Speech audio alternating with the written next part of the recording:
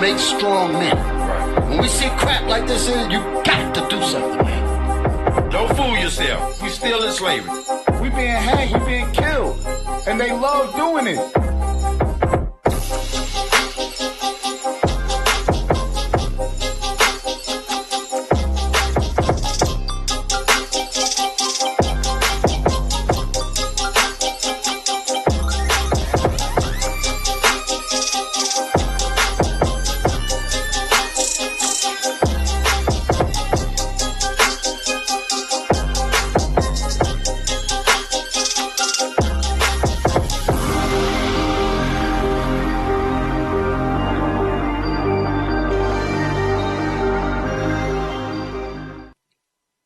Shalom, shalom, shalom. Most High in Christ bless you all. Most High in Christ bless. Most High in Christ bless.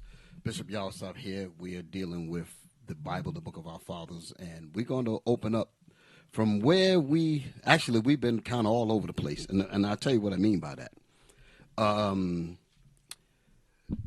About 2 or 3 weeks ago, I think it was about that time, right? 2 or 3 weeks ago, something like that. Y'all did a class in here. Could we put that thumbnail up real quick? Y'all did a class in here while at the same time I was working on something else, about civility and immorality. And then I come to realize that it sounds like we were, talk about nearly the same thing without us actually communicating with each other. Because I did not know that y'all was in on this thing. I didn't know y'all were doing this. So when I checked it out, I was like, wow, this is the dope. This is bad.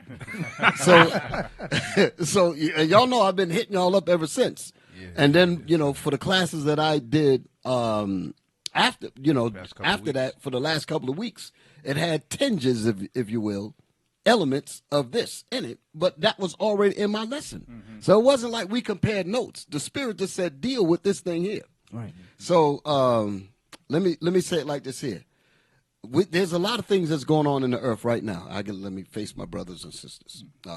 There's a lot of things going on in the earth right now, particularly the biggest thing that's going on that's in all the news, everybody's talking about it, is what Trump just did to gangsterism and stole the oil from Venezuela, our brothers. Right. And that thing has been all over the media, has been on everything. Right. And it's serious.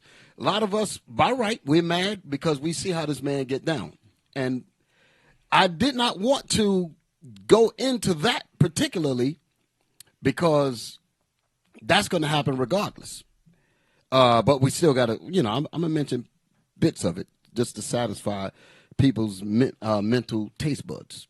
So I know I got to touch on it in that regard. Right. But we get excited about it, ooh, ah, ooh, all that. But we're not asking the question, how is it that we're in this life, if you will, where we got to go through all this virulent beast going in and robbing and raping and murdering and all that? Why is it that we have to deal with all this ugliness, all this evil in this world? Why? Is because the marriage from the very beginning was messed up. Once that happened, it opened up all the doors to all of the evil, and we're not focusing on how we got here. So we could talk about the evil. Yes, we're going to do that. But I don't want it to be a situation where we're so exuberant and jumping all over the, about Trump and this and that and the other, and forgetting the course, the base of the whole issue is how we deal. Right. We're still in sin, still committing adultery, still committing fornication, still lying to each other, cheating. These are the things that we're constantly doing, but yet we want to be like, oh, look, and that's sensational. You get millions of views, but when it comes to doing that self-introspection, we don't want to talk about that. We don't want to deal with the foundation of where it all began. Right. If Adam and Eve had not, well, I should say evils, like I said before. Adam was first formed, then evils. If he did not listen to evils, we wouldn't be here. We would not. We'd be. Then what? Like the Bible says, then were the passages to the old world. What was said to immortality was made narrow, and we had to go through all kinds of struggles. That's what brought this beast in doing all of the stuff that he's doing. But again, we're gonna talk about it. We're going to talk about it a little bit. But before I do that, I got to get to the subject at hand. Put that back up there again. Why did I get married? That's not the title. I'm going to show you the title. But this right here has a lot to do with what we're dealing with tonight. And it said prison or paradise. This was good, Eli. I don't know what prompted you to do this thing, but this was some good stuff right here. Yes, sir. But put up our title. Put up the title for tonight. Okay. Is it on the board? Okay. Marriage. Because that's what this is about. Marriage and the enemy of salvation at the foundation. Let me explain what that is, because it might be somewhat confusing. The issue is everything that we're dealing with is dealing with marriage. That's how the Lord, nations come from marriages. Ain't supposed to be no nations being developed with the man and the woman are not married to bring forth children. So if you don't even have that, we're not even supposed to be repopulating. Right. So marriage is at the absolute core of everything, of everything, literally. The nucleus. The nucleus of everything. And then I said, and the enemy of salvation. The enemy of salvation is when Esau programmed our women to be an enemy to her husband. Damn. And that's what happened with Eve. Satan got inside Eve's head and caused her to feed Adam with deception. And from that point, Adam and everybody else after that lost everything. And that was at the foundation, meaning at the marriage. It happened at the marriage. So that's explaining the title. Marriage and the enemy of our salvation, which was the enemy of Adam's salvation. All of us were supposed to be enjoying this immortality. But because the enemy struck at the foundation of the marriage, we lost it all.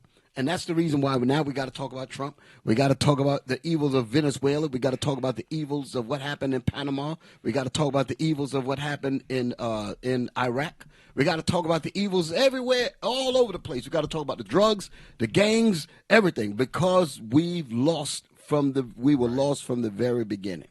So we have to deal with that.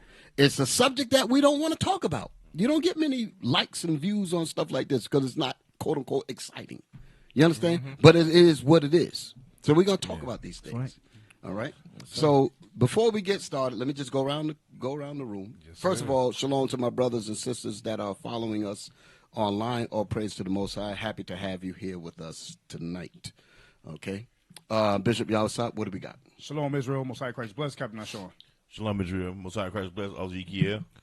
Most High Christ bless. Officer Eli.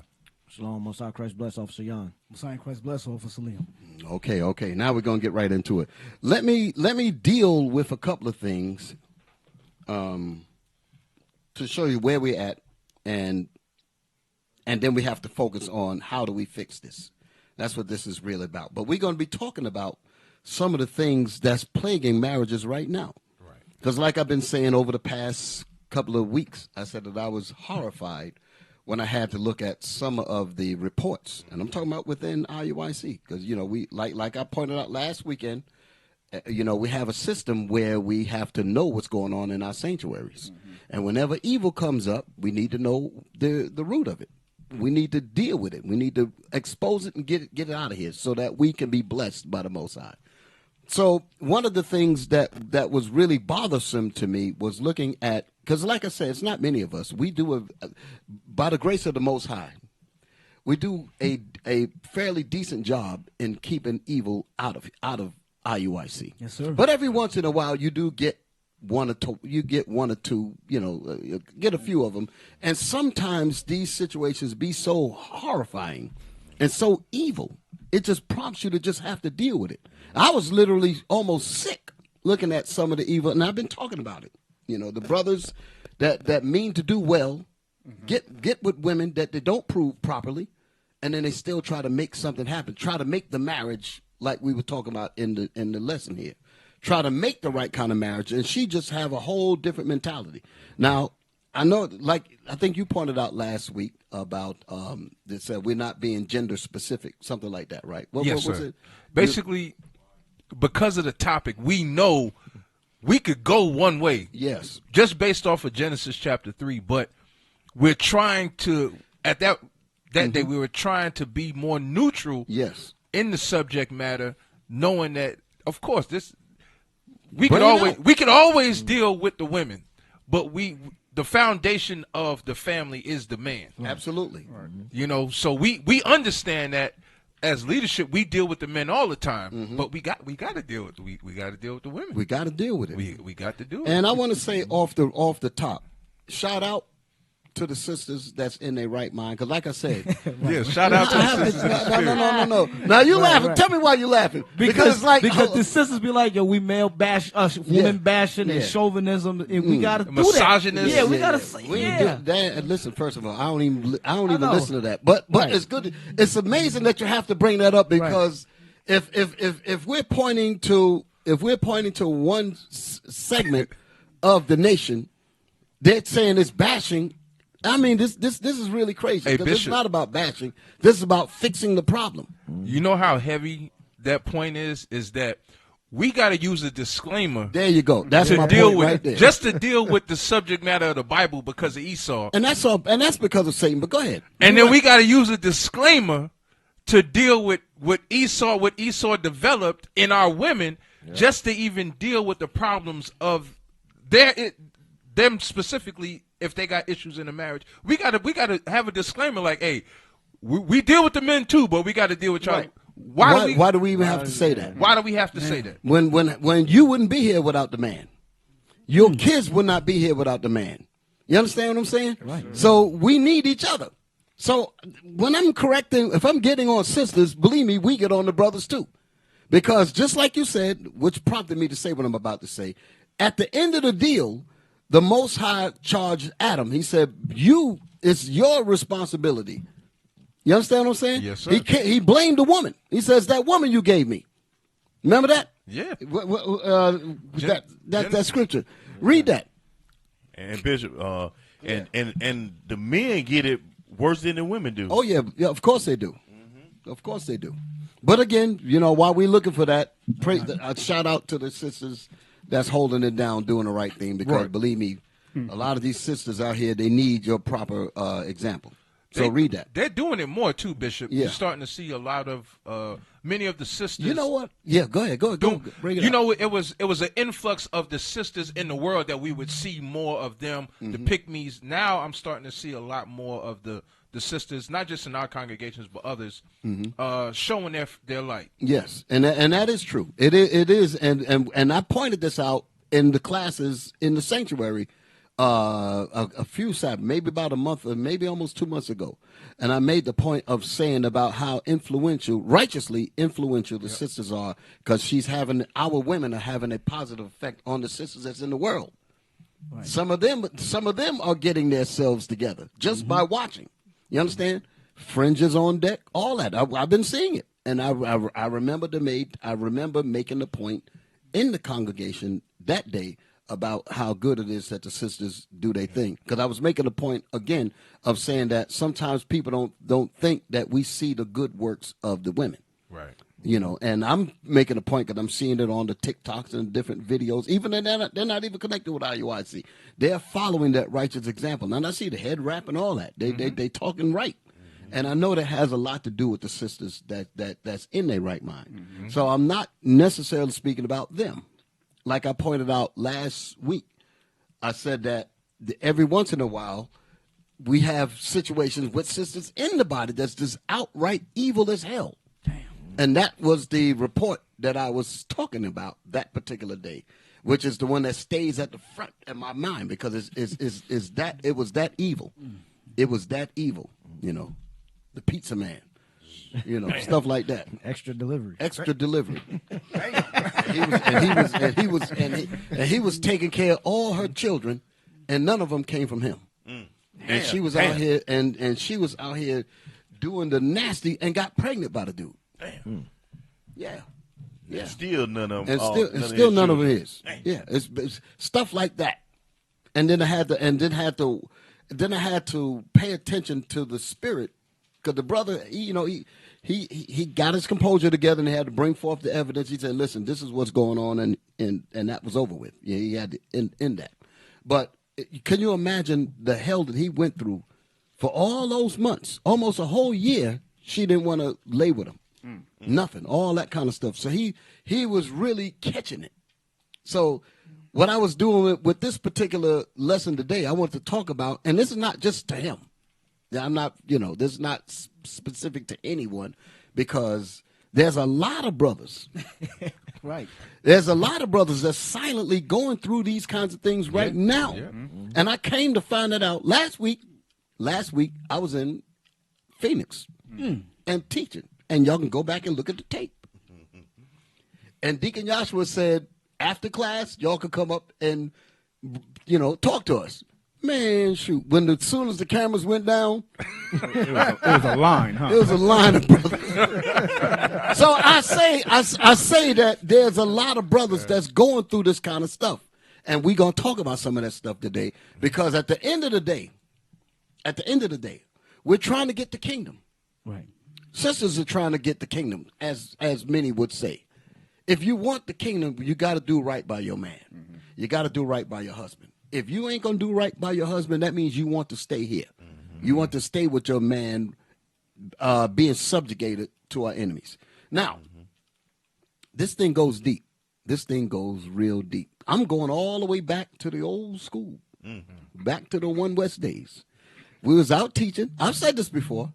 We was out teaching, and Ariel, I'm going to say his name, Ariel grabbed the mic, and he said, how many of you black women want to see the black man rule? Said it out there in Times Square in the open with the big speakers and all that. And we had a good-sized crowd. Right. Black men, black women, many of them were together. Like, I got my man with me, I got my woman with me, and a whole lot of them was out there. When Ariel asked the question, he said, how many of you black women out here want to see the black man rule? Raise your hand. None of those, hardly none of them black women raised their hand. And the worst thing about it, they were with black men. Let me say that again. They were standing with black men. And yes, we pointed it out. Say, you're standing with your black man. You don't want your black man to rule over this white man? All that kind of stuff. And that took like about 20 minutes to just get that whole point across. But it goes to show, like, what is this man to you women if you don't want your man to rule? Ain't no women going to rule this planet. Never. That's not happening. So if your man is not ruling, that means another man is ruling over your man. And how in the world could you say that you have respect for him and you don't want him to rule? That's crazy. But that's what we're dealing with. That's wild. That's really wild. Bishop, that's because they don't want to give up their position that Esau, the white man, have given them. Can I get one scripture? Yeah. Real quick. But while you're saying that, I'm going to let you bring that up. Yes, sir. But that's the same thing about Eve. She did not want Adam over her. She wanted Satan to rule Adam. That spirit is still prevalent in the earth. That spirit is still here. That's the reason why I read first Adam was first formed, then Eve. How can somebody that was a slip of the tongue, but yeah, that thing stuck. It goes together. But go ahead, bring it out. Jeremiah 30, what's that? 31:22. So I know you about to run your script, but I want to add on what Bishop said. How can somebody see it any other type of way from Eve to now?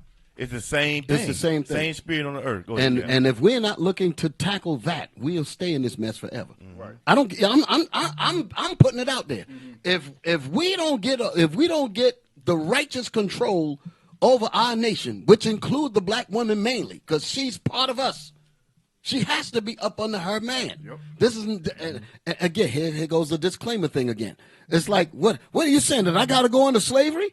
The hell is this? It would be a prison to a sister that's out of order. That's crazy that you even have to say that. Right. We're trying to protect, look after, and all of that, but you call that prison. But what you want? But the white man being over us, you love that, and you want your man to stay dominated. This is absolutely insane, and this is the kind of subject that we just cannot blow by. Nope. Okay, what y'all want to bring out? Like you were saying, Elder Ariel, he said, how many of you black women would like to see your black man rule? And you said no one, Bishop? Hardly no one. No one raised it. It might have been one. So that means what Esau has done out there is working. Even to this very day, it's working. That was in the I keep 90s. saying I got to find the tape. Bishop, I got to find it. I want to see that one. I think I showed it before, right? Atlanta. Okay. We was in Atlanta. Right, okay. That's right. We were in the room. You're right, in the war room. Right. Yes. So it does exist. Yeah, we saw it. Well, yes, yes, yes. And that was in the 90s, bitch. That was So in it's the way 90s. worse now. It's worse now. So read that real quick. Give it back to Bishop. Jeremiah 31, Uh-huh. verse 22. Yes, sir. How long wilt thou go about, O thou backsliding daughter? Come on. For the Lord hath created a new thing in the earth. Uh-huh. A woman shall compass a man. That's what they do not want to give up. Yeah, Bishop. they don't want to give that Because up. Esau has set that thing in place for them to, giving them. Well, we get education too, but a lot of the things that's going on in the world is more towards the woman. The benefit. The benefit is especially the black woman. But here's the deal. When it says that a woman shall compass a man, what man are they compassing? Because they ain't compassing a white man. Chinese. Give me, put Willie Lynch up there. Put him up there. The bullwhip. Put that up there. Let's see her rule over him. Hey, Bishop. Yeah. Too, when he said, how long will thou go about, meaning when are you going to figure this out? Yeah, probably never. Look at that. Bring that out. The Willie Lynch letter in Making of a Slave. Let's see if the woman compassed the man. Give me the inside of the book. Right there at the top. The breaking process of the African woman. Then take the female, run a series of tests on her to see if she will submit to your desires willingly. Who's doing this? The white man. Well, we ain't no compassing him. He's running tests on her. Go ahead. Test her in every way because she is the most important factor for good economics. Where's the compassing him? She ain't compassing him at all. That is about dominating us. Right. And Bishop, the key word in that first line is submission. Yes. Yep. I ain't done yet. So she's going to submit. That's what she's doing. Read. If she shows any sign... What's that popping sound? Yeah. All right. If she shows any sign of resistance in submitting completely to your will... If she shows any sign with what? Of resistance. Of resistance in submitting completely to the white man's will. Go ahead. Do not hesitate to use the bullwhip on her to extract the last bit of bitch out of her. She ain't against this. When we ask that question, how many of y'all want to see the black man rule? When the black man rule, this ends. You understand? When the black man is in rulership, she don't have to submit to him anymore. Now she could submit to us in righteousness. You understand? Because we ain't going to do no evil to her. The scriptures talk about that. Wherefore what it say? Wherefore do not entreat her evil. Right. Yep. That's how we supposed to deal with our sisters, but she still got to be under us. The white man ain't going to deal with her like this. Read that Bible again. What's that scripture again? A new thing in the earth? How long wilt thou go about, O thou backsliding daughter? For the Lord hath created a new thing in the earth. A woman shall compass a man. Meaning compass the black man. Right. That's what it's talking about. Long as we're serving her, long as we're dominated by her, she's okay because it goes back to one of y'all said it. He gave her positions. Yes, he gave her position. Yes, sir. But he gave her position. She ain't giving him the position. He gave her the position, and it said, this is how you got to be. And she's okay with that, just as long as she's over her black man. That's complete Satan. That's going all the way back to the beginning with Adam and Eve. Because she wasn't over Satan. She wanted to be over Adam. Damn. Yeah, she said, my thing, like the scriptures say, and you could be a god like him, because Adam was already made a god. Remember the scriptures say he was put Lord of all things? So she wanted to be on top of him. She wanted to be equal with him. But what did she ask to be over Satan? No. Just like today, she ain't asking to be over the white man. She just wants to dominate the black man. This is the problem. This is the heavy problem that we got going on right now. And we as men have to fix this. That's a heavy nuance to this boy. Yeah. She didn't want to be over Satan. She No. wanted to be over black. Yes. Right. Is his mic on? He don't sound. Speaking to Mike? Yes. Yeah, he is. Okay. All right, come on. To go to your point, Bishop, when go back to Genesis, because I don't think we read the scripture that he had in Genesis 3. The reason why we have to address the situation with the women is because of Eve. Get Genesis 3. Yes, sir. To Genesis chapter 3, verse 11. No, read verse 20 and give me Ezekiel 16 and 45. Yes, you on it. I was thinking the same thing. Bring it out. This is why we have to address the evil, haughty spirit Of them. of Eve when she's out of line, like that report that I was telling y'all about. Damn. And they ain't just the only one. There's a few of them. that I had, like I said, that I had the misfortune to have to sit through. Well, like I said, I wasn't physically there, but I had to see, you know. You gotta, that stuff, you know, that stuff hits you. Yeah. You know what I'm saying? You gotta put yourself in that person's shoes. And that's what I do. That's what I did. All them brothers that went through all that mess, I put myself and I imagine how it felt. That's what prompted me to bring all this out.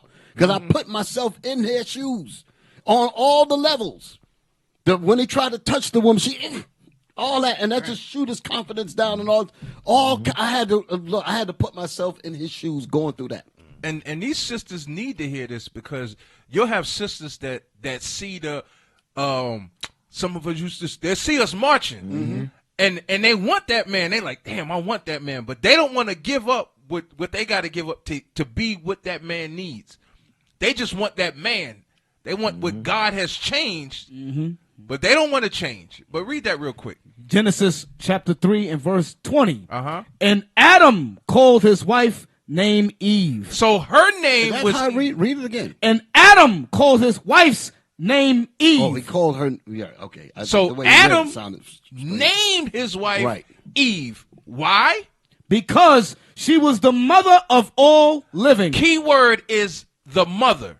So now go to Ezekiel 16. And literally 44. everybody came out of her. Everybody came. So the spirit that Eve has, these women have to understand that she is the mother of them. Read that. Ezekiel 16:44. Behold, everyone that useth proverbs shall use this proverb against thee, saying, as is the mother, as was Eve, so is her daughter. So the traits of Eve is going to be in every single Israelite woman if she is not moving in the spirit of Christ. Yes, that demon has to be exorcised out of them through these scriptures. Yes, sir. They have to repent and exorcise. Like I said, we got a lot of good sisters, Bishop, because they allowed the Bible to exorcise them demons out of them. That's right, Bishop. You know, and brothers got demons too, and they do. And the brothers got to let the Bible exorcise the demons out of them as well. But we're talking about this woman now. We got to. Come on. That's it. That was it. Lee. Yes, sir. Yes, sir. Right. Hey, did we finish this here? Yes, sir. We done with this? If she shows any sign of resistance and submitting completely to your will, do not hesitate to use the bullwhip on her to extract the last bit of bitch out of her. Meaning resistance. Come on. Take care not to kill her, for in doing so you spoil good economics. Economics is the children that she's going to have. Meaning we can exploit them.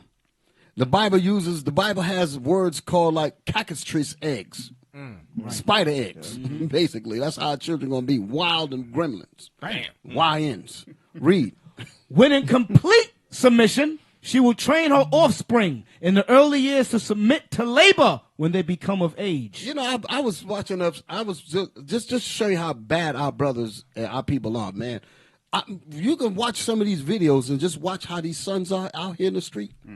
Man, they wild as hell. You can tell they ain't no kind of daddy at home, no father laying down no law, no justice, nothing, no discipline, nothing. It's crazy.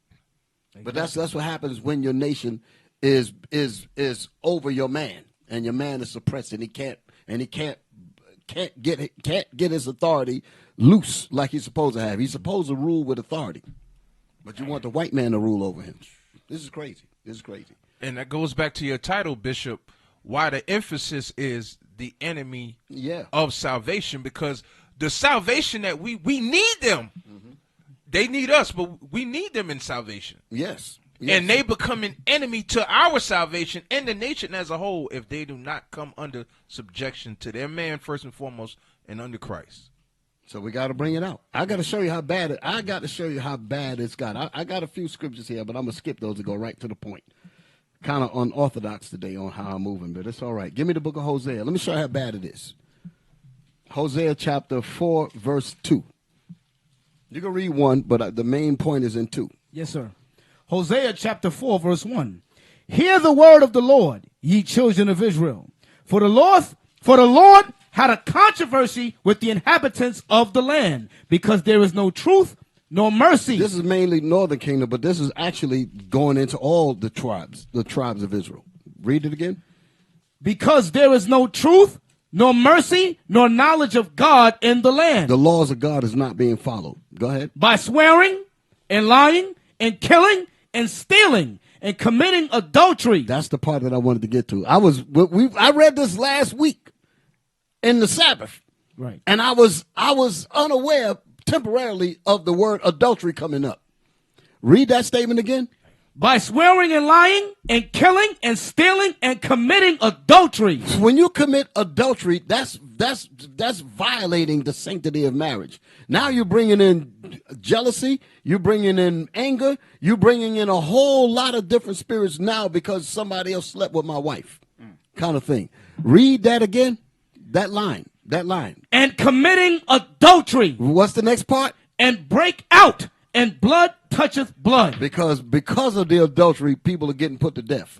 So can you imagine what was going on at that time? Again, we got to paint the scenario. You with me? You with me, officer? Yes, sir. Adultery is going on all in the kingdom. Wives are being laying down with other men. Then the very next part of the verse says, and blood touches blood. Because now I got to kill him. You understand? Now there's because of the adultery, the woman was probably getting put to death. The man was getting put to death. All of that is lining up. The adultery followed by murder. Damn. What you got? You think of King David. Yeah. You know, the adultery happened and the murder came on his part. Mm-hmm. Right. Where in order for him to cover up the adultery that he committed, he had Uriah killed. Put him in the hottest part of the battle. That was evil as hell. What you got? Proverbs chapter 6 and verse 34. This is going into Bishop's point of, and this is from the man's perspective, of course, right? 34 and 35. Proverbs chapter 6, verse 34. So you have the adultery, and then he says, as it says, they break out and blood toucheth blood. Read. For jealousy is the rage of a man. Therefore he will not spare in the day of vengeance. So we're looking at that time, but even in today's time, a man will kill you over his wife. And let's say she did step out. That man, he ain't thinking about none of that. You can't buy him off. That's what the next verse says, Bishop. Read it. He will not regard any ransom. You can't give him enough money. So if you got adultery going on in the nation like that, right? There was a lot of killing going on. A lot of blood touching blood. All that is what, and that's going around right now. In the streets right now. In the streets right now. A lot of these women outside of us, well, a few of them, you know, because like I said, we had some examples that they got to go. You understand? But these situations are happening out here in society big time. Adultery all over. You turn on your videos, your TikToks and all that. Look how these women are dressed and all that. And that's all they do. They're busy talking about getting smashed by somebody else that's not their husband. And that's big time all over the internet. Damn. And so what do you think is going to happen when he find out about it? Now they call it getting cracked. Wow. Yep, eat it up and all that, man. The sister said, I cracked him. Wow, I don't even know what that means. I don't even want to have. She said she cracked him. She cracked him. Damn. They lost their damn mind. That's nasty. He will not regard any ransom. You can't pay him off. Go ahead. Neither will he rest content. Neither he can't sleep. Go ahead. Though thou givest many gifts. Though you can try your best to soothe him over, he wants to kill you. Damn. Go ahead. No, that's it, Bishop. A lot of brothers are in jail because of that's females. the point. And That's a what lot I'm of saying. brothers, a lot of sisters don't understand that when they do these things, thank God for this truth and the brothers. You know, that's what helped the brother out. Because I know he was all uptight, but the brothers was there with him. He was able to bring it out to them.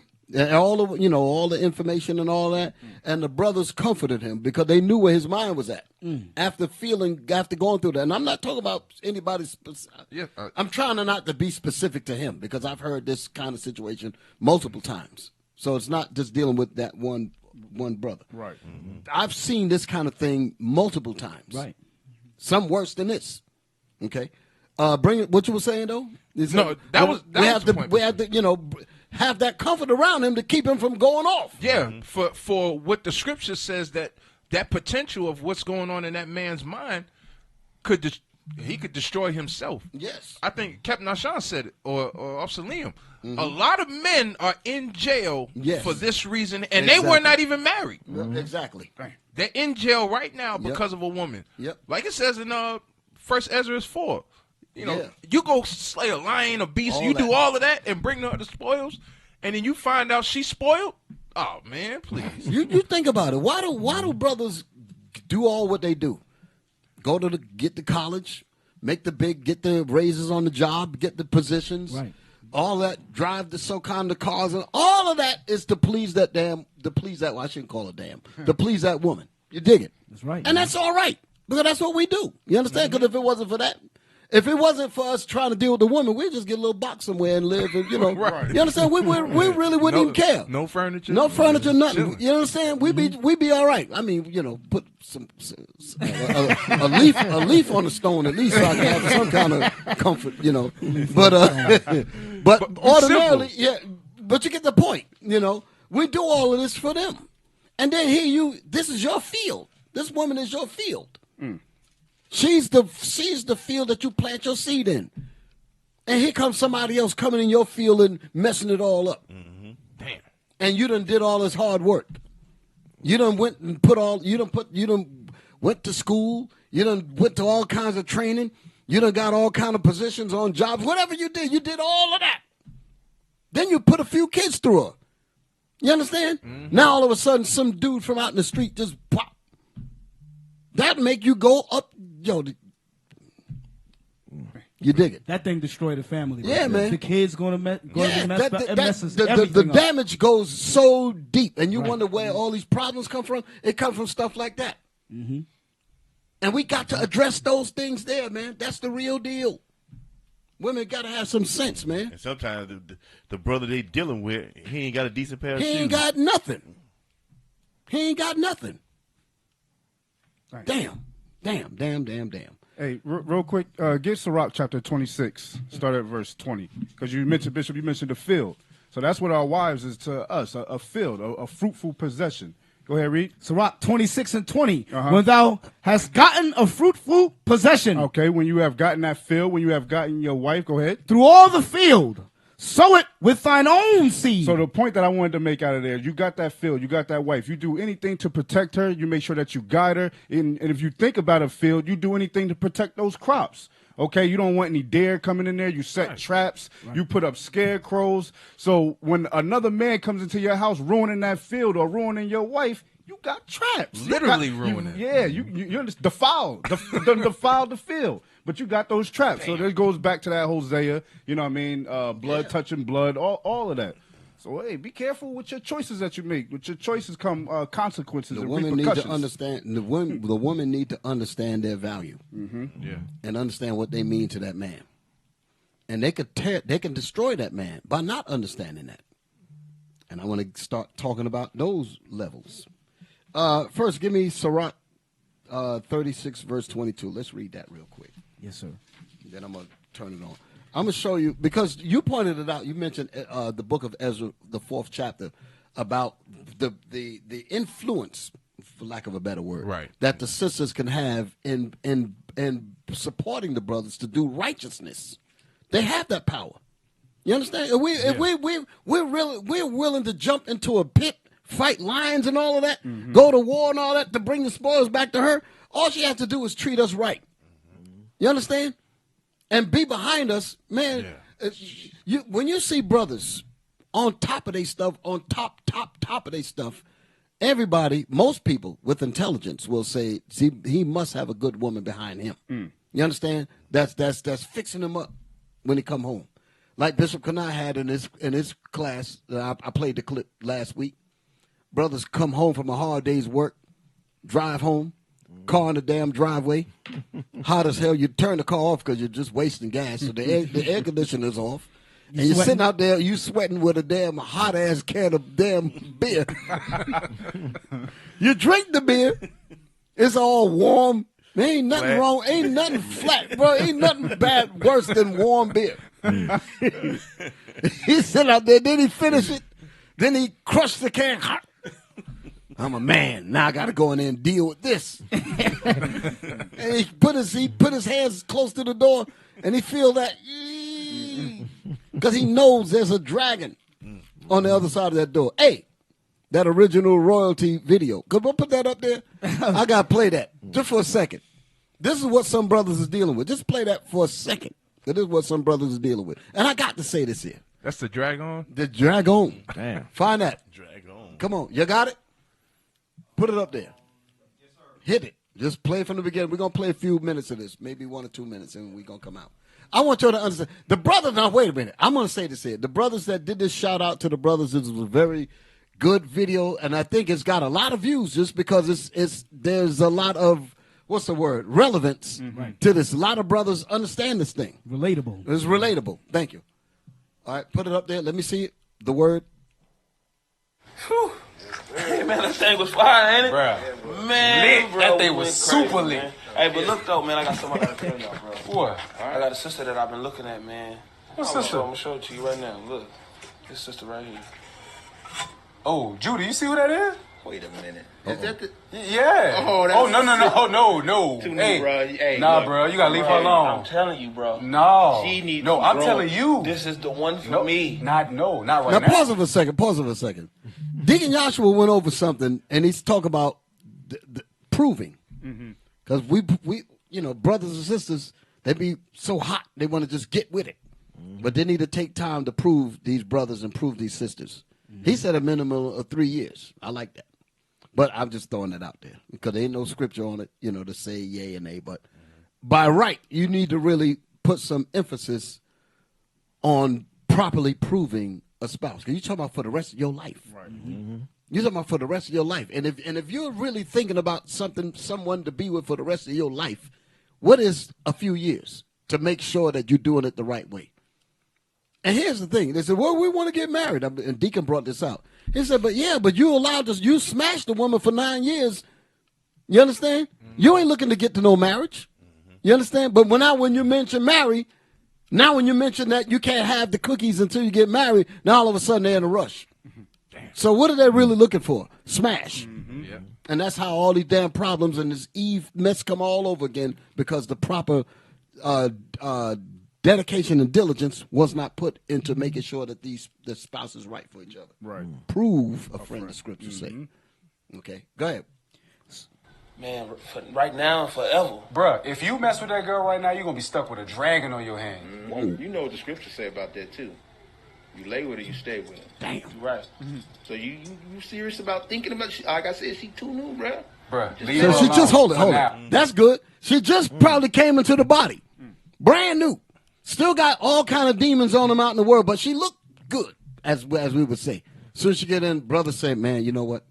I got to pee on it." Yep. Those are the words I got to use. They got to mark their territory because other brothers be looking at it, especially if they thinking about brothers with rank. You dig what I'm saying? They say, well, hell, she going to go for the, right. Yeah. A brother was with a little bit of rank or whatever, he'd be like, well, you know what? That's for me. And tell the young brother, but we don't operate like that. But some people might be thinking like that. You understand what I'm saying? Yeah, I'm serious. You got to say that because people think that maybe they think that just because you got some rank or whatever, you got dibs. It don't go that way with us. Like But I'm saying, the brother be like, man, hell, she look good as well. You know what I'm saying? I got to mark this shit. You understand? But the peeing process is funny, Bishop. Yeah, you got like an animal, mark the territory. Because brothers will tell you like, "Hey, I'm interested in that sister," just to go ahead and ward off everybody else. That's the peeing on them. And you be like, "Okay, all right, that brother's interested. Leave it." Yeah. No, you can't pee on that sister, brother. He lift his leg up. Like, damn. Yeah. He'll let everybody know he's interested in the sister. He out there telling that the woman barely put fringes on the dress. She didn't get dressed. She didn't get fringes on the dress yet. And he already told us. She gonna make a good wife. Yeah. But Barely go got ahead, fringes on. That's funny.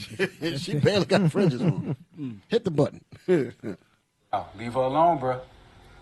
Leave her alone. All right, man. Take the counsel, man. Brother, giving you some good counsel. All right, man. We do this with My brothers. car Keep right it plain. He said, my car right I'm here. going to see y'all tomorrow then, man. As soon as I get away from these brothers, I'm going in. Hey, that's that look you give them too. Yeah. Shalom, brother. In other words, stop. 2 weeks later, keep that up there. Keep that. He said, "Shalom, brother. Get out of here. Get out of here." So I can get on over there. Hit the brother, see the spirit on them. Yeah, they already knew. I gotta go teach you the Bible. Yeah. Damn. She needed to break down to this and that.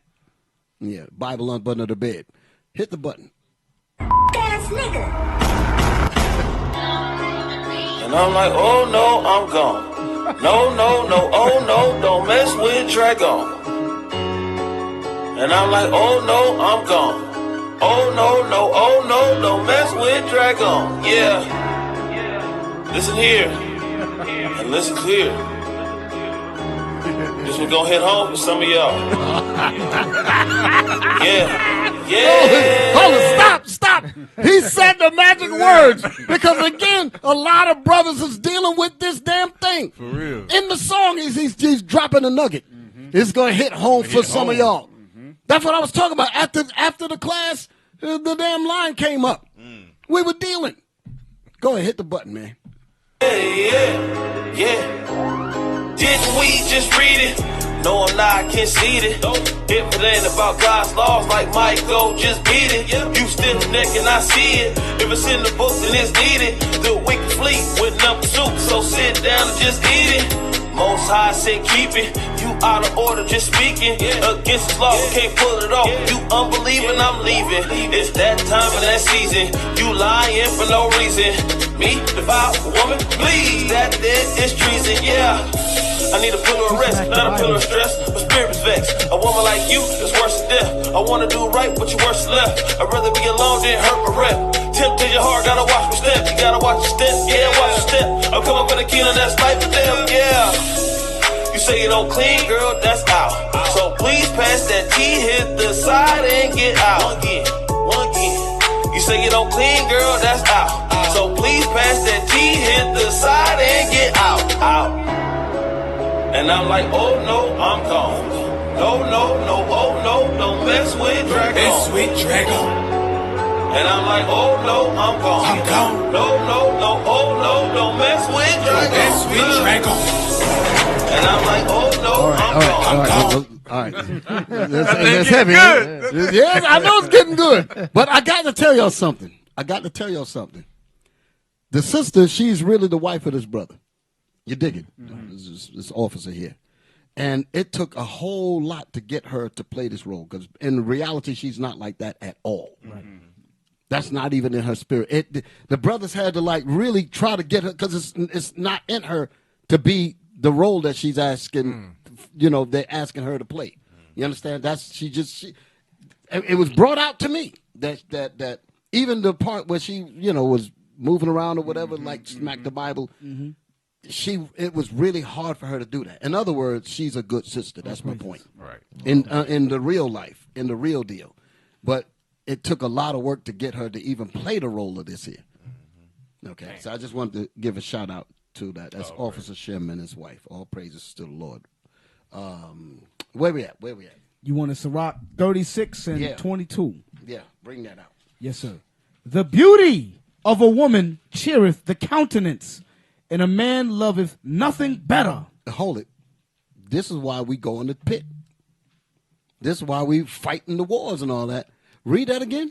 The beauty of a woman. You know what? Now I'm starting to get my gears together. Men have power to marriage. Women, as we would say, have power to the box. You understand? Unless you're going to rape them, when we ain't dealing with none of that. You know what I'm saying? You understand what I'm saying? Women have how it goes? Women have access to sex. Right. Men have access to marriage. The man has to marry the woman in order for her to become married. Understand what I'm saying? Right. When a man says he's going to marry a woman, he's basically putting out the notice. This is it. This is where I'm going. So that means everybody else is off. You understand what I'm saying? Right. He's putting his whole. I'm going to school. I'm building myself up in the scriptures. I'm doing well in my camps and so forth. I got rank, I got position, I got, even on a job, he's got position, whatever. And he's, getting his house together, doing all of these things and then marry. And then when he dies, she gets it all. Supposedly. You dig what I'm saying? Right. He puts all of that up front for this one woman. You dig what I'm saying? I know people are going to be talking about some multiple wives. That ain't the Bible. Right now, one wife. That's what we're talking about, right? So he put all of that out there. If he's willing to do that, why not deal with him properly? I'm talking about the sisters now. But some of our women are evil as hell. They won't do that. And you know what I find more crazier? I meant to speak about vacant esteem. A woman will give her body up before she will give her mind to listen to him. Let me say that again.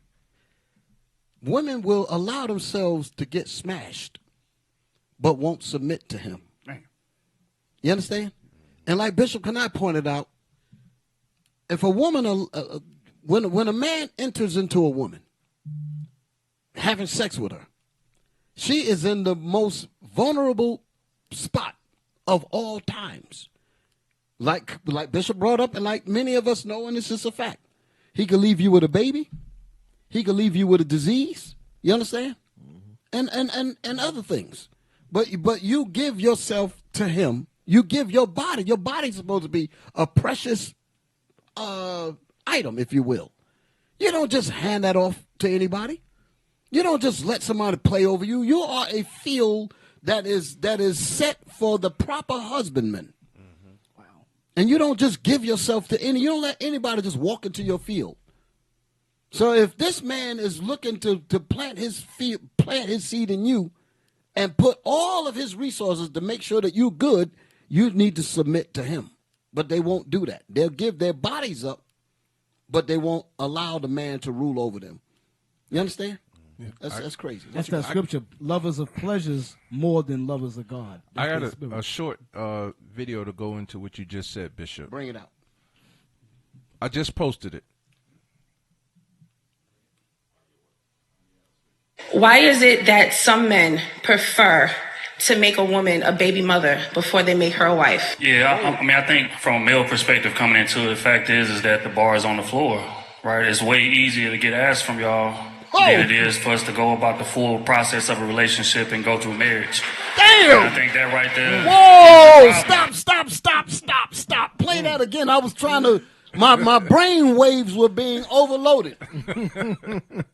I couldn't have it was information overload. It was there, Bishop. Damn! Listen to what he said. That some men prefer to make a woman a baby mother before they make her a wife. Yeah, I think from a male perspective coming into it, the fact is that the bar is on the floor, right? It's way easier. What do you mean by the bar is on the floor? The standards are low. The sister has no, she has no, what's the word? No scruples, no morals. That's what he mean when he said the bar is on the floor, meaning I don't have to do nothing to lay with you. I could get your body with no real work. That's what he's saying. The bar, meaning the measure by what a man has to jump to get it. Right. Like, there was a brother that said, if you can make her laugh and giggle, you can make her ass jiggle. Damn. Yeah. Wow. Hey, that's what he's saying, though. I'm sorry, Bishop, but that's what he's saying. That old bull crap. That's what he's saying. That's exactly what he's saying. But the women should be ashamed. But again, why is this like this here? Because ain't no fathers taught these girls nothing. It goes back to that. She's learned nothing about setting the bar for herself to make this man do right by her. That's the reason why God gave the women a dress code. You just don't supposed to have access to her behind like that. Right. You got to go through all kind of stuff before you get there, supposedly. You got to go through the father, got to go through her brother. You got to go through a whole lot before you get to this woman. But that shows you how far we've fallen. What the brother say? We can do that because the bar is so low. In other words, all we got to do is say, whew, and here's your legs, whoop, wide open. Go ahead. That's bad stuff. That goes into what you were just saying. That's self-respect they have for each other. Yeah. Meaning they supposed to look at themselves as being precious. it ain't there no more. Like he said, that bar, that's the bar we talking about. But you know what's so bad about it? Don't nobody lose their spot. What's so bad about it is that same kind of brother that would just run through these women, those are the women that men will cheat on good men to be with. She'll have a husband that acquires her by putting up the bar, even if she ain't even asking for it. He'd be like, no, sister, I ain't gonna do that to you. I want to do it the right way. I want to go through your father. I want to do this. And he'll go through all the proper steps. She's basically said, well, I ain't got nobody. He said, no, I don't want to do that. He'll go through all of the proper steps, really trying to build her up. You understand? Then deal with her. She'll cheat on him for a dude like this that said the bar is low. That's the kind of stuff I've been watching and seeing from time to time. Not too often, right. But enough to make me sick. It's enough, right. And then the sister will get married and then want to have a bar when it comes to her husband. Meaning she ain't going to give him the box. We getting ready to get into all that right now. Nah, bring it out, because we coming to that. It's been brought, Bishop. She ain't giving she ain't going to get, you know what I'm saying? She ain't going to give the husband the box. No. But she was out in the street doing But she going to give the box to somebody else. But you gave him the box before marriage. You know what I'm saying? But now you get married. Now you're using the box as a negotiation tactic, you know, when you want something or so forth. When it was easy for me to get before the marriage came into play. Yeah. Hey, I got to tell you something, man. I got to tell you something. I got to give the G-rated part of the story. Because these are people that I knew many years ago, when I was young. I had cousins. I had people, friends of cousins. I'm just going to, if my wife was watching, she'll know, because I told her this story many times. A cousin of mine, on my distant side, you know. Gotta let that be known, Bishop. Yeah, way over there. Way over there. Way distant. But she was pretty. She was pretty. And she was in a relationship with a brother that was about it. This is down south now. Like I said, I spent a few years in my upbringing down here a little bit, like about 7 years, you know, like that. And when I was around 11, 12, 13, 14, things like close to 20. During that time, the brothers were hardworking.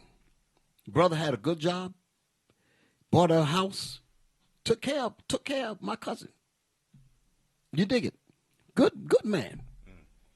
Y'all all right? Mm-hmm. He had work. A nickel, they call his ass Spoon. That's his name. That sounds like a nigga. That sounds like a nigga Spoon because he scooped her up. They call him Spoon. I knew old Spoon. The brother came home because he took a lunch break, came home, and went to his house. He sees a damn bicycle on the side of the house. The nigga rode a bike over there and was tearing his wife up. On a bike. On a bike. And this dude had all kinds of money. You understand? He bought the house, all that. He was about it. She really didn't have to want for nothing. He'll nook her on a bike, go over there and get the drawers. Debo. On a bike, the bicycle on the side of the house where the gas meters and all that. Oh. Damn. Taking care of the damn sister. But it just goes to show how crazy it is. I'm gonna just leave it there. That's wild. That's wild. And I left out a lot of details too. I'm gonna leave it there. But it just goes to show, like what you were saying. The husband, the wall is all up. He can't get nothing. Right. But a nigga out in the street with a bicycle. With a bicycle. Damn. With a bicycle. A Schwinn. Yeah. Debo was on that bicycle. That was Debo. That was crazy. Damn. Let him drop it. Yeah. Come on. What you got? Hit. Get the rest of it. Bring it on out. From a male perspective coming into it, the fact is that the bar is on the floor, right? It's way easier to get ass from y'all than it is for us to go about the full process of a relationship and go through marriage. And I think that right there is the problem, right? Reality is that if a man has a certain status, a man has a certain swagger, a man has a certain money, then he can just skip through all of the little hurdles that's supposed to be there, barriers that's supposed to be there, vetting that's supposed to be there, and just get right to the Right, so as long as that's the case, then we're going to see these type of men, but it's going to take women to stand firm on what it is that they want. If you want marriage from this man, you demand marriage from this man, and not only demand it, but withhold benefits until you get marriage from this man. Damn! Yeah, that was on point.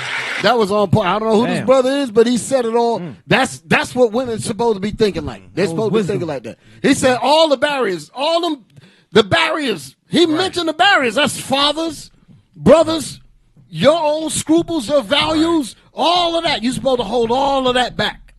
And say, you want this? You got, like Bishop Kanai said, you got to pay for this. You got to remember, he was making that point. That's the mindset they're supposed to have. That's the way they're supposed to have. Yep. Can I get a scripture? Wow. Can I get a scripture? Go ahead. Let me get Sirach 36 and 24 and 25. Sirach 36, verse 24. He that getteth a wife beginneth a possession, a help like unto himself. A help like unto himself, meaning the two become twain. A help like unto himself, meaning she's supposed to be that pillar of rest for this brother. Read. And a pillar of rest. Where no hedge is. So, but where no hedge is, see, like the brother just saying how the sister, how the bar is so low because it's no hedge. Jesus don't have no head no more. Sister, you remember back in the world, and brothers used to run a train on the sister. Just bring it out. Just be honest. Come on. Hey, listen, they're already listening. Right. They're already in tune. I was trying to see how to swim rewind it. But when the brothers used to run trains on sisters, damn, you think that's some nasty work. It is. I ain't saying I was involved in it, but I'm just saying when brothers used to run trains on sisters back in the day, what's the thinking? What's the thing? I ain't do that, bitch. I'm just kidding, man. But I know they did it. But go ahead. I'm trying to help you out. How the hell did that sister let these brothers convince her to run a damn train on her? Because the sisters they are the weaker vessel. A woman can easily be manipulated. Okay, that's what the brother's saying. The bar, you look at back in the 70s and 80s when they was pimping our sisters. A woman needs a hedge around her. She need a logical She could thinker. be easily manipulated. How smart they think they are. They could be manipulated easily. Okay, read that from the top again. Where no hedge is, there the possession is spoiled. It's the Lord telling you that if you don't have no head, you're going to be spoiled. You're going to be manipulated. Brother going to run game on you. So a woman has to have a head. Read. And he that have no wife will wander up and down mourning. And that's going to a brother wanting a wife. But the point is, but these sisters, they don't need to be out here on their own, basically. That's the point. These women operating on their own, and we see what we got. We got a bunch of single mothers. Baby mamas. Baby mamas. Okay, that's showing you that with they in the strip clubs. You know what I mean? Somebody they need a head to tell them, show them the right way. They don't have a head, so now women out here running them up. Hey, also, you said how'd they become like that? Hey, y'all, play that video I posted. Not the last one, the one right before the last one. We played this video before too, and this is going back into the day. It was a question posed to these sisters. Let's see how they were, because it goes into because obviously Eli, you played the video. That video is more up to date. Yeah. You know what I mean? And that's the way that the sisters act today. Where'd they learn that from? From this right here. It says what? Read that for me, Officer Liam. Yes, sir. It says single black moms' opinions on parenthood and spouse experiences in 1986. So this is 1986. Come on. Play. Raise your hand if you're married. None of you married. Pause it. Go back a little bit. Go back towards the full screen of them, if you can. If you can't, it's okay. And that's the 80s. Raise your right there. None of you Never mind, because I don't want to hold Bishop up. No, bring it out. All right, go back just a little bit. Go back just a little bit. We're going to 9 o'clock. And if you're married. Pause it right there. You see that? He said, raise your hand if you married. None of these sisters raised. One's sitting with a baby. Got a baby in her hand right now. And she not raising her hand, so she's not married. So going to your point also, EL, there's no hedge around her. There's no protection. Okay? Nobody to guide her. And she got a baby in her, you know what I mean? Hey, guess who? This is 1986. Guess who that baby is right now? That baby is into the videos that also Eli played. And I got one more I want to show y'all. Go ahead. Play this out. None of you married. Raise your hand if you... They all got the stink face on. They mad about the question. Why the hell you asking me that? I don't want to be married. We don't need no man. Come on. Would like to be married to your baby's father.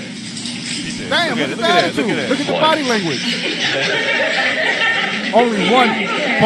Only one sister out of the bunch. And she felt ashamed to put her hand up. Because you seen how the rest of them had their face. They pretty much scrutinized her. That goes into how the sisters deal, like with the pick-me, where you got a sister that's talking about, hey, you need to do this for your man, and then all of the other sisters, because she stands out, they you know, it's kind of like that catty schoolgirl stuff. Right. That's the same thing they doing with her now. Damn. So play a little bit more to see what else is there.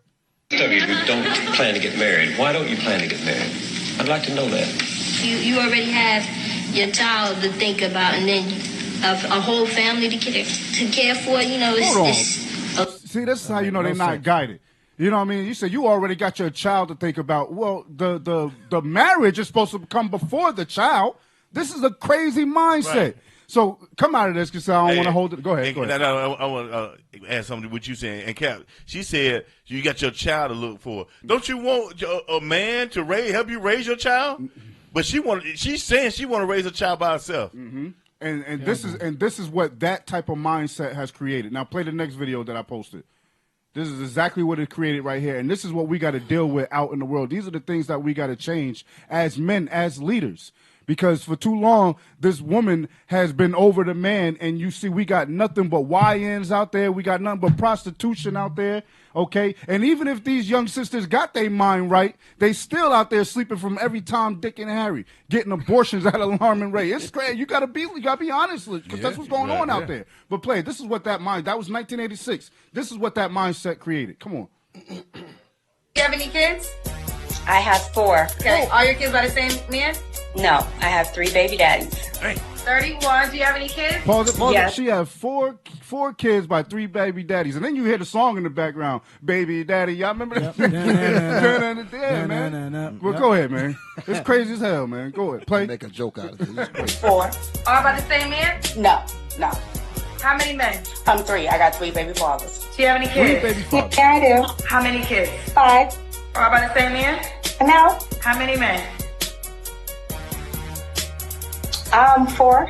Pause it. I just want y'all to pay attention to the sister that's asking the questions. She's asking these questions already to be expecting that how many baby fathers. She's already expecting not to hear 1. She's expecting to hear 2, 3, depending on how many kids that the sisters have.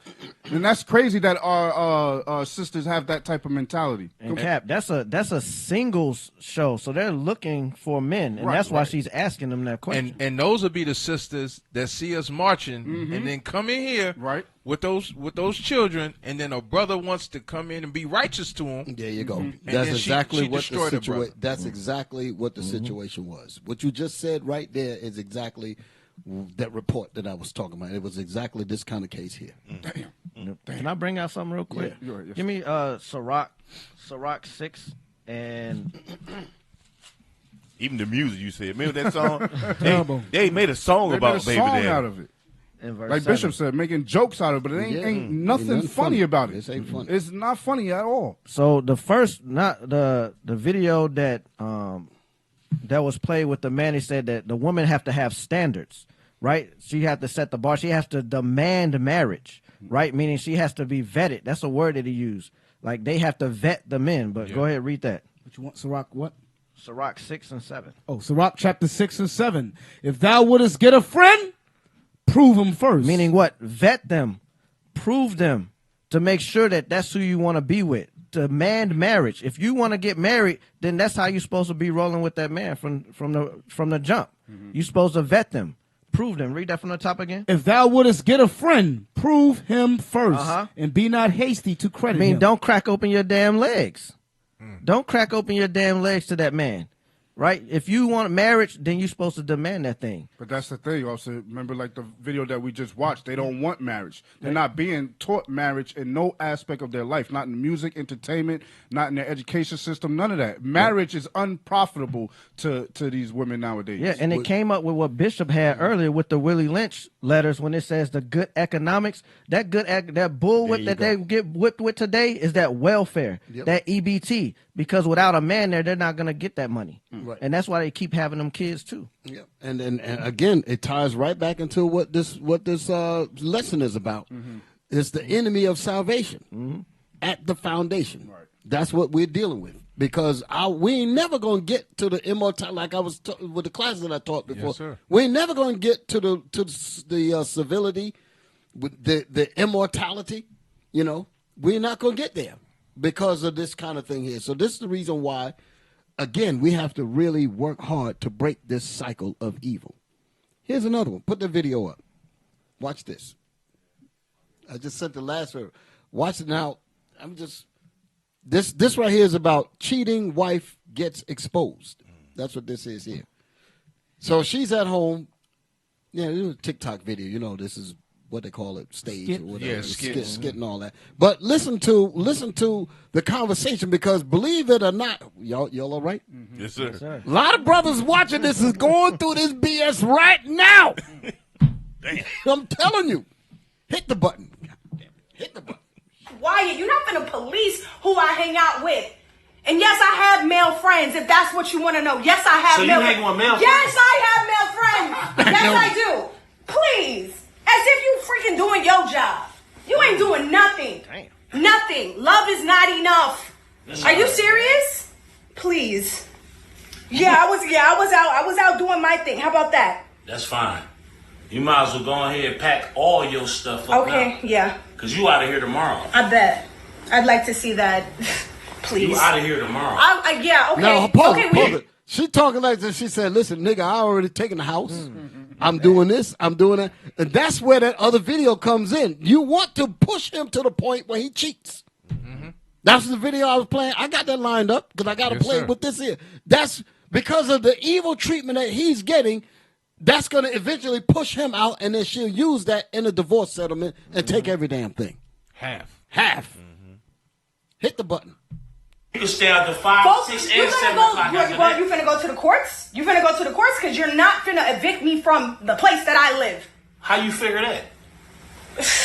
Good night, Luke. Can you turn off that light? I'm sick of you. Before I really. The wall. Now wait a minute. Now hold it. Whoa. Yeah, I'm sick of you. Whoa. The wall is up. He can't get nothing, and her mind is somewhere else. It's on a pizza guy. Huh? Yes. The pizza man beating it up. Damn. Go ahead, man. Hot and ready, Little Caesars. Damn. Pizza. Go ahead, man.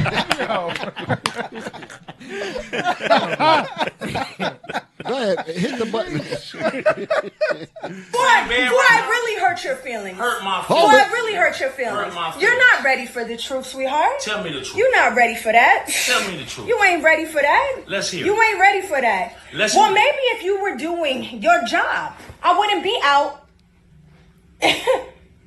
doing what I gotta do. Oh, what you gotta do? You know what? You know what? Since you got so much dip on your chip, let me tell you what I'm doing. Yes, I'm with somebody else. Damn. Yo, I just gotta be a Twilight Zone. And what the hell you it's gonna a Twilight Zone. What the hell you gonna do about it? You ain't nothing but a coward. You don't even stand up for yourself at your job. You're soft. You're soft. I want a real man. You are soft. Pause it real quick. Now I know this is a skit, but imagine your real hold on, wait. You gotta bring it up. When I played this, I gotta let the brothers and sisters who's watching, the people in the booth, the camera crew, all of them. It's like their minds. Everybody's affected by what just came over the screen. Yeah, I'm telling on you brothers in the back because I'm looking at you. Okay, go ahead. I just had to throw them out there. Shout out to my brothers. Y'all hold it down. Go ahead, man. Be careful. Go ahead, Cap. But imagine this was real life. That's your real life wife, and she talking to you like this. Imagine that. Hey, run it back just a little bit. Yeah. Run it back just a little bit. Can y'all rewind it? No. All right, just a little bit. Yeah, right there. On what I gotta do. Oh, what you gotta do? You know what? Since you got so much dip on your chip, let me tell you what I'm doing. Yes, I'm with somebody else. Yo, I just gotta be a Twilight Zone. It's a Twilight Zone. What the hell you gonna do about it? You ain't nothing but a coward. You don't even stand up for yourself at your job. You're soft. Hey, You're stop. Soft. Damn. Hey, as it's a skit, but psychologically, this happens to brothers. Right. more often than not. Yes. And you know, we making light of it, but it's serious. And that's the point that I wanted to make. That you can go ahead, but this right here will damage you, your confidence, all of that. This is supposed to be the woman that you love, your wife, who you building a family with. Is she calling you a coward? She calling you soft, and she telling you she with another man. And let's put the another man aside, right? Let's just deal with the fact of vulnerability. So this man, let's say, you know, if we were to engage in how she get the information that things are going on at his job. He shared that with her. Right? Wow. Yeah. So he made himself vulnerable to say, damn, I'm dealing with this at the job. He's getting that off of his chest so he can be at peace at the house. And And then she took that, Yep. and then now it's ammunition in times of And he's in the war. bed with her, married. He's in the prison with the warden. And Spoon is able to get hold of this. Spoon ain't got nothing. Spoon rode the bike over there. Spoon rode the bicycle over there. He going to work having to deal with a boss he don't like, and Spoon is over there. Spoon over there. Spooning, Scooping. Two scoops. And she's supposed to be, like we just read, that pillar of rest. When he give it to her, That's she's Spoon. supposed to be building them up. You know what I mean?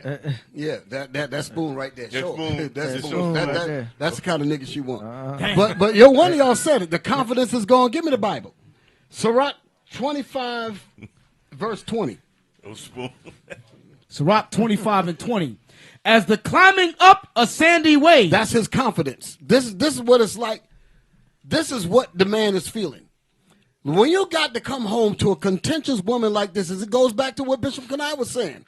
Where the man don't want to put it. Imagine you drove home with that warm can of beer. You got to go in and hear this. You can clearly see it. You can clearly see. Everybody know what I'm talking about. How's it that everybody at the table is nodding that they know about this? This is wild. That's what I'm talking about. After class, the line. Damn. Okay. Read. As the climbing up a sandy way is to the feet of the aged, so is a wife full of words to a quiet man. That's what she did. It says, as the climbing of a sandy way.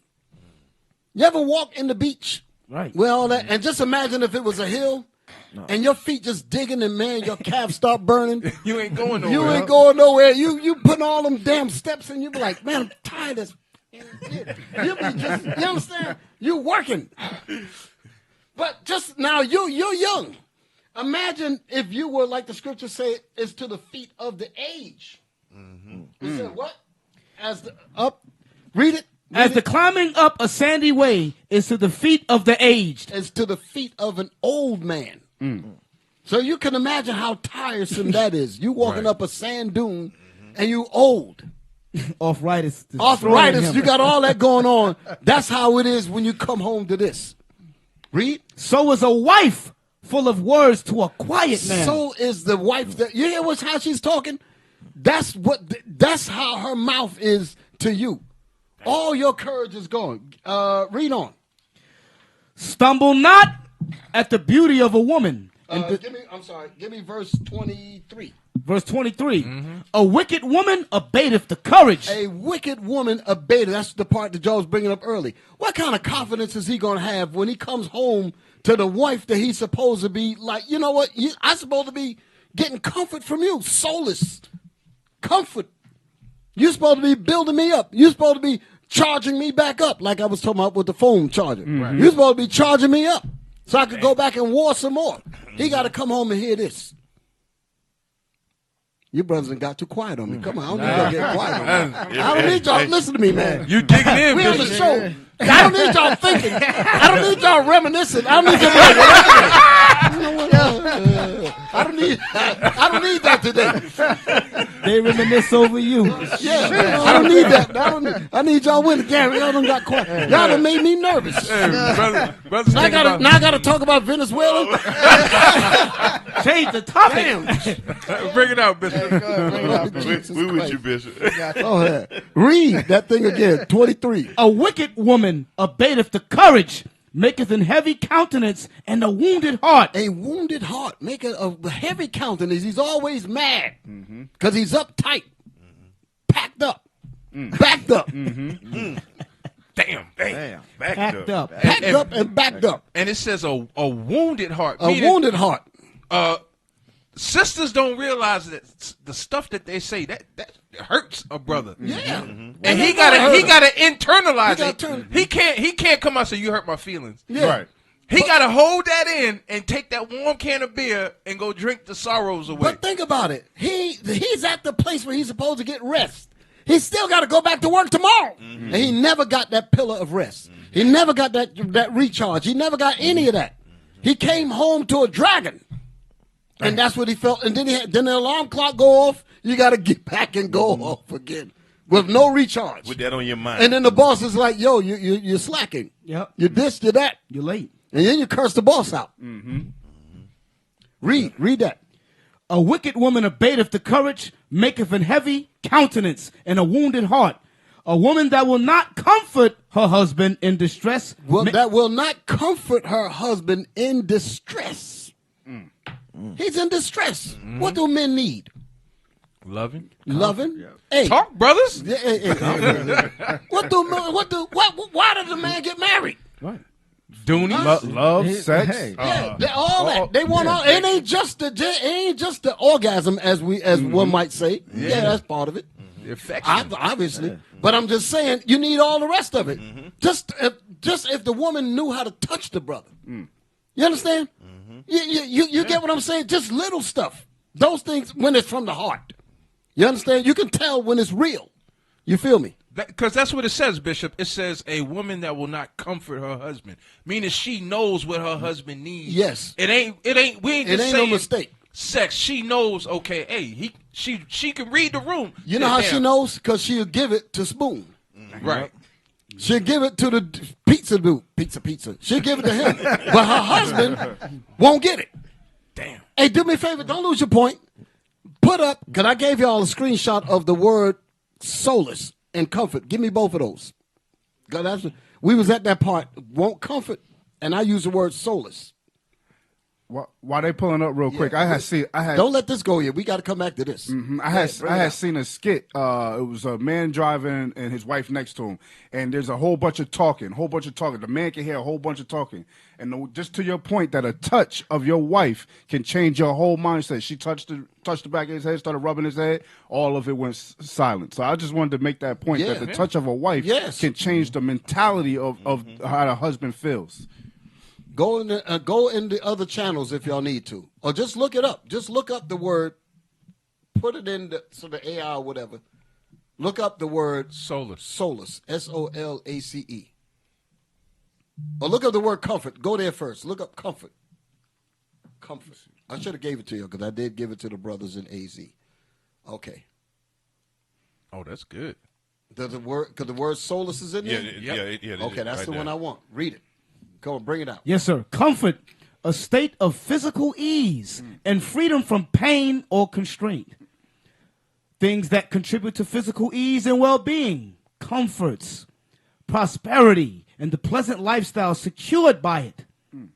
Similar. Definition 2. The easing or alleviation of a person's feelings of grief or distress. That's what the husband wants when he comes home. Not a dragon, not someone yelling and nagging and telling you solace too busy. Yeah, I want the word solace. Click on solace. Yeah, that's the word I'm looking for. Hit it. Bring that out. Solace, comfort, or consolation in a time of distress or sadness. Could you read that in that Bible again? Where was we reading that? 23. A wicked woman abateth the courage. So your courage is supposed to be built up, not abated. Abated means like to take it away from you. When you come home from a hard day's work, the woman is supposed to be like, I'm waiting for my man to rebuild him up. That's supposed to be her mind. She's supposed to have that on her mind the whole day while you're gone. I can't wait for him to get here, blah, blah, blah, all that. And he can't wait to get home. I remember the songs I remember them old songs. Ain't no woman like the one I got. I forget the song, the people that made that one, but those was, they got all that. Tell me she can make the birds sing harmony and all. That's some of the lyrics in it. Them brothers couldn't wait to get home. So, in other words, that brother was going to get that solace and that comfort when he get there. But according to how we dealing today, He ain't getting none of that at all. He's sitting out in the driveway with a can of beer. Hot beer. Flat. Go ahead. Read that again. A wicked woman abateth the courage, maketh an heavy countenance and a wounded heart. A woman that will not comfort her husband in distress. In distress. Maketh weak hands and feeble knees. So go back to the video now. Let's finish up that video. Don't show none of that yet. That's later. I'm going to show how bad it gets. Go ahead. I want a real man. You are soft. Damn. Capital T. What you gonna do about it? Nothing. Turn up that freaking light. I need to get some rest. I'm about to throw all them red bottoms out this window. So she got red bottoms for Spoon. For the pizza man. For the pizza man. Yo. Go ahead. Along with all the rest of your stuff. Yeah, I wish you would. Hold on. I'm sorry. You bought those red bottoms for her to be sexy for you. There you go. And she done put them things on for another man? Yep. Riding a bike? Riding a goddamn bike to your house? There you go. Yo. A person goes stand and be like, it's electric. It's diabolical. All right, go ahead. Go ahead. I'll send you right to jail. Ain't that where your dad... Now she done got personal. Low blows. She getting this right here is gonna abate his courage down to 0. And I'm telling you, people go through shit like this. Excuse my French. Back it up just a little bit. Get all that statement. Go. What you gonna do about it? Nothing. Turn up that freaking light. I need to get some rest. I'm about to throw all them red bottoms out this window. Yeah. Along with all the rest of your stuff. Yeah, I wish you would. I'll send you right to jail. Ain't that where your daddy is? Right to jail. Yeah. Come from a whole messed up family. At least I got a daddy. Yeah, whatever. Yeah. It don't matter. You out of here tomorrow. Guess what? I got a daddy too. You out of daddy. here. I got a daddy too. It ain't you, baby. So who was you with? Don't worry about that. Damn. Like I said, I do what I do. That's none of your business. And whoever I hang out with, that's none of your concern. We ain't had no chemistry. Lord help me. I'm about to this lady. Yeah. A wet time. You heard what he said? He about to go off. I'm in awe. So I say that because it could get that bad. It could get that bad. I ain't gonna go no further than that. Is there more on this video? Go ahead. Yeah. Stop playing with me. Get out this bed. Get out of my house. That's all right. I got somewhere that I can go. He'll be waiting. He won't keep you long. Okay, that's it? Wow. Damn the devil. And you know the comments, they'll say, this is not real, this is a skit. That's real for a whole lot of people. They wish their life was a skit. Right. Can I bring something out real quick? That's insane. Can I get Sirach? Yeah, come on, bring it out. Sirach 28, verse 3 and 4. Sirach 28, verse 3. One man beareth hatred against another. So a one man or a woman can bear hatred against her husband, right? Go ahead. And doth he seek pardon from the Lord? And then they're gonna want pardon for the Lord. They're gonna get a divorce and be like, "Oh, God got me. He's gonna take care of me." That's what they do, but they showing hatred towards their husband. Go ahead. He showeth no mercy to a man which is like himself. So she showeth no mercy to a man like himself. They're one flesh. Woman came from man. She looks like him, but she has that self-hatred on herself to where she hates his guts. But go ahead. And doth he ask forgiveness of his own sins? Right. But the point is, she don't have no mercy for the person that looks just like her, for her own husband. You know what I'm saying? She go off and be with Spoon, like Bishop said. You know, Debo riding a bike. Right. So that's who she gonna be with. But that's hatred against her own husband. But then she's gonna turn around and say that she loves God. God got me. He's gonna take care of me. All that. While she's in sin. And God is Esau. Yeah, her God is Esau. Right. Satan, like we were talking about in the beginning. Satan is at the foundation, and that will prevent our salvation. You say you had something in that book? Oh, yes, sir. Y'all, y'all can bring it out. Yes, sir. Yes, sir. Will it fit? It'll fit. Yes, sir. It'll fit. All right. Let me see. Fit. Hey, just put up the... But wait a minute. Before you bring it out, you mentioned about hatred. Huh? What'd you say? Bring out one of them videos. Yeah. Oh, yeah. So I know what video you talking about. Now wait. So you mentioned about the hatred. Let's go back to my videos, the first videos that I gave y'all. Because again, when that man gets treated like this is what it's designed to do. Hit the button. She done mistreated him. There's been a recent trend of women expressing how much they hate their husbands on social media. Let's watch a couple of videos. And Pause it. That was an example of a woman that hate her husband. What we just saw. Y'all all right? Yes, sir. So what this woman right here is saying, this is Esau, what this woman is saying right here is, like you said, is gone viral. So wait a minute now. If it's viral, that means all of those women believe this. So how in the world are men talking about no, I ain't feeling this, when all the damn wives are saying it? And they're in denial. Yeah. Right. And think about it, Bishop. If we had went to the comments, you would have probably seen men there saying the exact, my wife is just like this, or the woman I'm with is just like this. It's just like this. Exactly. That's how they dealing. Back it up. Let's hit it again. There's been a recent trend of women expressing how much they hate their husbands on social media. Let's watch a couple of videos, and I'm going to react to them. So check this out. Or wish your husband would just cheat on you, hoping and praying that you'll find out he's got an affair going on at work or with the neighbor. Pause it. So, according to how this woman is talking, that's what the woman in the bed wanted the other guy to do. That's what she said. She was like, listen, I want to be with Spoon. I want to take the house. I want to take this. I want to take all those things. But you, I want to get rid of you. And hopefully that I could treat you so bad that you commit adultery against me, that you'll go out and sleep with another woman. This is what this woman is saying. And this damn video went viral. Back it up again.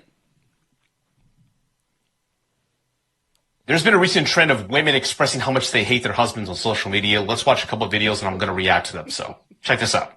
Or wish your husband would just cheat on you, hoping and praying that you'll find out he's got an affair going on at work or with the neighbor, with anyone for that matter. If you found photos or text messages in his phone, you would be so relieved. Because you're at that miserable part of the marriage right now where you're not even hoping for a miracle. You're just looking for a way out. Because if he cheats, the universe just hands you a permission slip. It's a green flag to go.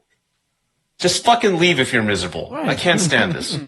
Let's continue watching. You know you'd have to put on a little bit of an act. Maybe splash some water on your face, look like you were crying, yell a little bit, stomp around. All for theatrics, though. In your heart, you're thinking, yes, I'm finally free. No one's going to blame you because you know how people treat a woman when she...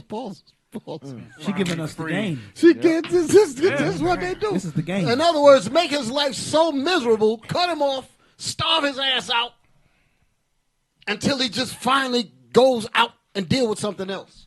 There ain't no excuse for that. Don't get me wrong. You're supposed to make that work. You understand? You fix that. Fix that problem. They do that. But that's what happens, and they want to push you to that point. So they can blame him. And like she said, you get to rebrand. I don't think she said it yet. Rebrand. You get to rebrand yourself. I'm not a whore. He cheated on me. That kind of thing. I didn't cheat on him. He cheated on me. I'm innocent. High level manipulation. That's what you're talking about. That's that seeking pardon from the Lord. That's it. So all the brothers that's going through this, this the playbook right here. This the playbook. If she crying, she lying because that's water on her face. She said, "Put water on." I didn't even catch that. Yeah. You didn't catch that. She said, "Put water on your face." You have to yell a little bit, even act like you upset. She said, "Stomp around, stomp around." Like House of Pain. And in the back of her mind, yes. It's working. Right? She said, "It's working." Terrible. Back it up a little bit. Let it play. For theatrics, though. In your heart, you're thinking, yes, I'm finally free. No one's going to blame you because you know how people treat a woman when she leaves without a valid reason. You're a whore. That's what it says. If he's cheating, now everyone sends sympathy cards. Unbelievable. You show up at your door with a casserole. The hero, you get to rebrand. You walk away. People cool. bring over casserole to the house. Hey, Bishop. you know what's heavy about this? is that Esau is listening to his woman and he's thinking, damn, that happened to me. Yeah. That's why he's mad about it. Yeah. And he just caught game. He just realized it. He's like, shit, this happened to me. A lot of Why don't you just leave? This is what that B did to me. Yep. He had a flashback. I'm telling you. But that's what they did. It's backfiring even on the white man now. Damn. Yeah, that's how bad it is. That's how bad it is. Go ahead. You made this mess. Go ahead, man. And calm, like Angela Bassett and Waiting to Exhale. And believe it or not, this video has gone viral, and there are many women who feel the exact same way. Look at the comments. Cheating is for... I did not, when I just caught what this thing was saying, because I was glancing up, because I didn't really read it. Bring it out. Cheating is for amateurs. No. You can bring it out too. Either way. Go ahead. Amateurs, I dream of the unfortunate accident that leaves me a widow with a big pension and annuity. That would be so much easier. Everyone else sees the good guy. They don't live with him. And then we have, I never wanted... Back up. Back up. I missed it. That's what I'm saying. I missed it the first time. But I ain't missing it now. Listen to what this is saying. Cheating is for amateurs. Bring it out. I dream of an unfortunate accident. An unfortunate accident. Because the man got money. The man got a life insurance policy. The man got the house. The man got all that. That's what she's talking about. Hopefully somebody kill his ass. Damn. That's what she's saying. That's the bondage. That's the insurance fraud, and that's the reason why they have those things out with court and all that. These different channels showing you. Wife setting them up, poisoning them, crushing up little fine pieces of glass in his food, to tap his esophagus in the stomach. Arsenic, poisoning. Yeah, they got stuff like that where his death is untraceable. They had a channel, Bishop. I said it. They had a channel on the Oprah network where they snapped, where they were showing women killing their husbands. Yeah, I've seen that. Hey, remember you brought that on the show, and I sent you a screenshot of a comment that somebody made. Yeah. And on the comment it said, "This happened to my father," meaning my stepmother or something killed my father. Yeah. Lord have mercy. And you know what a lot of people miss too is that even though it's an Edomite woman talking, how did she reach the black woman? She said Angela Bassett. Yeah. She used Angela Bassett. But black women follow the white woman. That's the reason why I played it without hesitation, because a lot of black women, they look up to her. Yeah. Like I saw a video, man, talking about something, you want to be called queen, but your crown is white woman's hair. Damn. But she's telling them, she's telling them, hey, because get 1 Corinthians real quick, 7, because basically she's telling them withhold sex long enough to drive him out. And Paul said the same thing. Yeah, bring it out. 1 Corinthians 7. Yes, sir. 1 Corinthians chapter 7. Start at verse 4. Verse 4. The wife hath not power of her own body, but the husband. But we're going through Not it. Spoon. Spoon got the power. Spoon got the power. The husband ain't got nothing. The husband. This don't pertain to Spoon. This don't pertain to Spoon. This pertains to the man that will lay down his life for her. Spoon get the power. He get the body.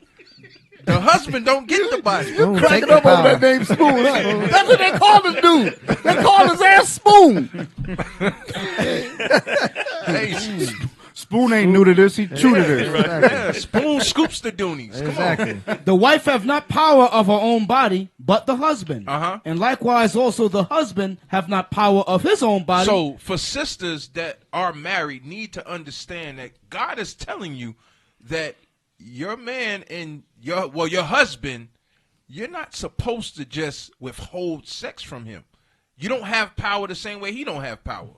If you come on to your husband, 9 times out of 10, he's going to give in. He ain't. Hey, get the hell away from me, sis. Yeah. You in the spirit. Who does that? Right. What man does that? You trying to give me the draws? Come on, sis. I dare you try to have sex with me. Stop that. That ain't happening. And she know it too. They know that. That's why the Lord had to say the woman first, and then he just threw the man in there just to make it equal. Just, hey, bro, make sure you give it to her too. But read on. Defraud ye not one the other. But the scripture says that if you're doing that, that's defrauding. That is sin. Go ahead. Except it be with consent for a time. Meaning y'all agree. Go ahead. That you may give yourselves to fasting and prayer. Uh-huh. And come together again, that Satan tempt you not for your incontinence. She gave you the playbook on how to allow Satan to get into the foundation of the marriage. That's it. You know what you can, just don't give him the draws. Right. Satan is going to come in there because he's going to eventually step out on you. And even if she do give him the draws, she give it to him in a way like, all right, you just gonna take it, Yeah. or whatever. That and the man draws, says, shit, I don't want this. I want you to be in it with me. I want some activity. I don't want no mannequin butt. That's Walking Dead. There you go. Say it again. The mannequin butt. The mannequin butt. The stiff starfish. Nobody don't want that. Meaning, polish your husband. Crazy as hell. The stiff starfish. That's the Walking Dead stuff. Meaning, polish your husband, not spoon. All right. Damn. Polish your husband, not spoon. But Paul had to. This is biblical. This is biblical knowledge. Paul said he had to deal with this. That women was doing this in Corinth. Yes, that's the point. So brothers are in prison. They ain't in paradise. No. A lot of brothers are in prison. They got Punani wardens in their household. Because in prison, they got magazine covers hanging up on the wall. Can't have none of that. No, but that's why when Officer Liam brought out, like, what was it? When we did the show and the OnlyFans. Yo. That's why you'll have these brothers on these OnlyFans and this and that doing those things. Go ahead, Bishop. I saw a statistic, man. Hold it. I saw a statistic. The majority of the people on OnlyFans are married men. Did y'all have that? I posted it, brothers. It's in there. So please put that up there. We ain't finished this here. We almost, because there's more in here. You know what? Let's get past this. Married men. Yeah. Cheating is for amateurs. I dream of an unfortunate accident that leaves me a widow. She wants to be a widow with a big pension. Damn. And his annuity. It's cheaper that way. Damn. She get all of it. She get all of it. Then she start casting with that thing. Yeah, meaning if we get a divorce, we gotta go to court. Money I could potentially lose. But if he's dead, I get everything. All because he didn't take the garbage. Right, out. exactly. Something stupid like wow, that. that's what I didn't think about that. Because if it goes to court, it's split 50-50 or whatever. Right. Yep. But if he's dead, she get everything. She get it all. And get a new spoon. Yep. And they will rebrand her and say, "You all right, sister," and bring her the casserole and cry. And she'll cry the hardest. She'll cry the hardest at the funeral. Cry hard. Laugh. Wow. Damn. That's how bad it is, Spoon bro. is hugging her. Damn. Yo. Read the next piece. It would be so much easier. Everyone else sees the good guy. They don't live with him. So, in other words, he might be getting. Let me tell you what that means. She might have friends that tell her, "Your husband is so great. Your husband is," and Bill. You know what I'm saying? And it goes further than that. He might be. Because I've heard this. I heard some brothers tell me this just this weekend. He was using an example to talk about brothers that had position in the body. You know, a high officer or whatever. And people are like, "Oh, your husband is so great. He's so this and so that, whatever." And they don't be meaning anything bad by it. The way this woman is talking, she said that everybody sees him as a good guy, but y'all really don't live with him. Right. He really ain't nothing. Y'all don't know the real Y'all don't him. really know the real him. You understand what I'm saying? Yeah. Trying to tear his image down. Trying to tear his acquaintances and all that. That think he's a good brother and all that, and would be trying to say, no, that's just an act. In other words, don't give him any kind of kudos or respect or anything, because he's really not like. Man, I tell you, this is crazy. And this is the woman sleeping beside you, talking like this.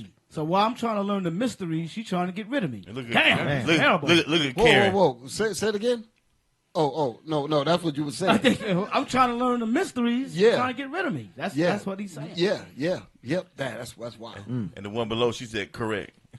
Damn. Karen too. It's always them. Damn. What was the other thing? Give me the OnlyFans thing. Was that it? Yep, that's Yes, it, sir. Bishop. Bring it out. It says recent research indicates that a significant majority of men Slow that down. Slow that down. Recent research indicates that a significant majority of men subscribing to OnlyFans are married. God. So wait a minute. So single brothers that ain't got no wife or nothing. He just got lotions and jellies. No, but he ain't dealing with Bishop. I'm just being funny. No, we get it, but the single. But they ain't even on it. But they ain't even right. They not even on this. Married men is on this damn thing. Go ahead. What you gonna bring up? Because the single brother is the spoon for the you married go. brother's wife. There you go. The married brother ain't getting it. It all connects. I missed it. There you go. I missed it. I missed it. I missed it. The single brother's making his rounds on that bike. Yeah. So The married brother is looking at. He's looking at OnlyFans. Meanwhile, the wife is getting spoon by spoon. Right. The single brother is going around delivering the spoon. Delivering, yeah. Special delivery. Little hot and ready. Because I mean, why would the married men be on? Because they're not being intimate with them. They're withholding, like it says in Corinthians. That's the reason why that statistic is there. Satan is all up in the mix. That Satan tempt you not in your countenance. Read that. Subscribers. No, read the rest of it. Read everything. Yes. Challenging the common perception that the platform's users base consists primarily of single individuals. So, in other words, single individuals is not on OnlyFans. These are married men. That means these marriages are marriages in hell. That's what you're talking about. You got brothers that's married in hell.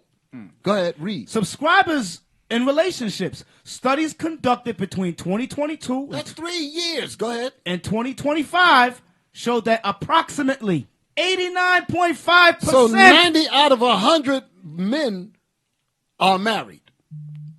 to 90% of male OnlyFans subscribers are married. So 90%, 9 out of every 10 of all married men is watching this mess. Damn. That's crazy. But that means there's a lot of, my point is, how deep can this go? We getting ready to go deep now. We getting ready to get all messed up. Y'all all right? Yes, sir. We getting ready to go on the dark side. Can we go on the dark side? We can Yes, go. sir. We can go? Go. I'm built up. You had a video that you were going to drop, right? Is it time to drop it? Because I'm getting ready, I'm getting ready to drop the slides. Drop it, Bishop. Okay. Drop it. Okay. Let's see. Go show me what I got up here because I'm not looking. So It was something else highlighted. Okay, bring it on. Bring it out. Oh yeah. Motivations. No. Spousal awareness. Don't skip While nothing. many users keep their subscriptions private, research notes that many spouses are aware of their somehow that thing got their wife. up. Yeah, they know the wife. The wife know the husband is watching it. Yep. So basically, it goes back to what the woman said. Yes. They don't give a damn that That's they're on it. OnlyFans. That's what she said. She said, if you got pictures, if you got this is what she's talking about. So what does it say? The majority of while many users keep their subscriptions private, they think they're hiding something. Research notes that many spouses are aware that their husbands are doing this, and that's exactly like what you were saying about the woman. She said, if you got pictures, text messages, that's what you want. So they drove him to that. How the hell is a married man watching this crap? How in the world does that even make sense? Because she's basically saying, if he's doing that, eventually he's going to get busted because he's enticing himself. Right. He's gonna step forward. Now, before you read any more else, go back to the video, clip 2. That's what I need now. Go to clip 2 on that thing. Hit me. Listen. Many women think this way. They don't want to look like the bad guy for leaving a bad person, so they're waiting for him to falter. And I've actually had female clients confess this to me. They withheld sex from men because they knew if they withheld sex from their husband, eventually they would crack and cheat. So they purposely set up the board waiting for him to cheat, monitoring his texts, monitoring his phone, his location. And when the suspicion came about, and eventually he did, because, that's a big part of the relationship, they falter, they cheat, and then they bust them. Did y'all get that? That's the setup. Now go back to the thing that y'all was looking at. Whoa, this is crazy. Motivations. Married men often turn to OnlyFans seeking parasocial relationships. We need to look that up. Damn. I got to look these words up. parasocial relationships. It means I can para meaning like like a parallel social relationship. Intimacy. Yeah, looking for intimacy. That's the point. Right. But how in the hell you gonna get it from watching a damn screen, or whatever? However they watch it. One-sided emotional bond. It's crazy. A Bring it out. parasocial relationship is a one-sided emotional bond a person forms with a media This is figure. some Mindhunter type stuff. Because it's one side. The woman on the other side of the screen don't even know who the hell you are. Or whatever you're communicating with. Read that again. A parasocial relationship is a one-sided emotional bond. A married man is driven to this. Oh, yeah. Go ahead. Emotional bond a person forms with a media figure, celebrity, influencer, fictional character, or organization where the individual feels a genuine connection. He's looking for solace from a television or a phone or whatever. And the intimacy, because those men would pay, hey, do this, and she's like, yeah, baby. That little intimacy is what they're looking for.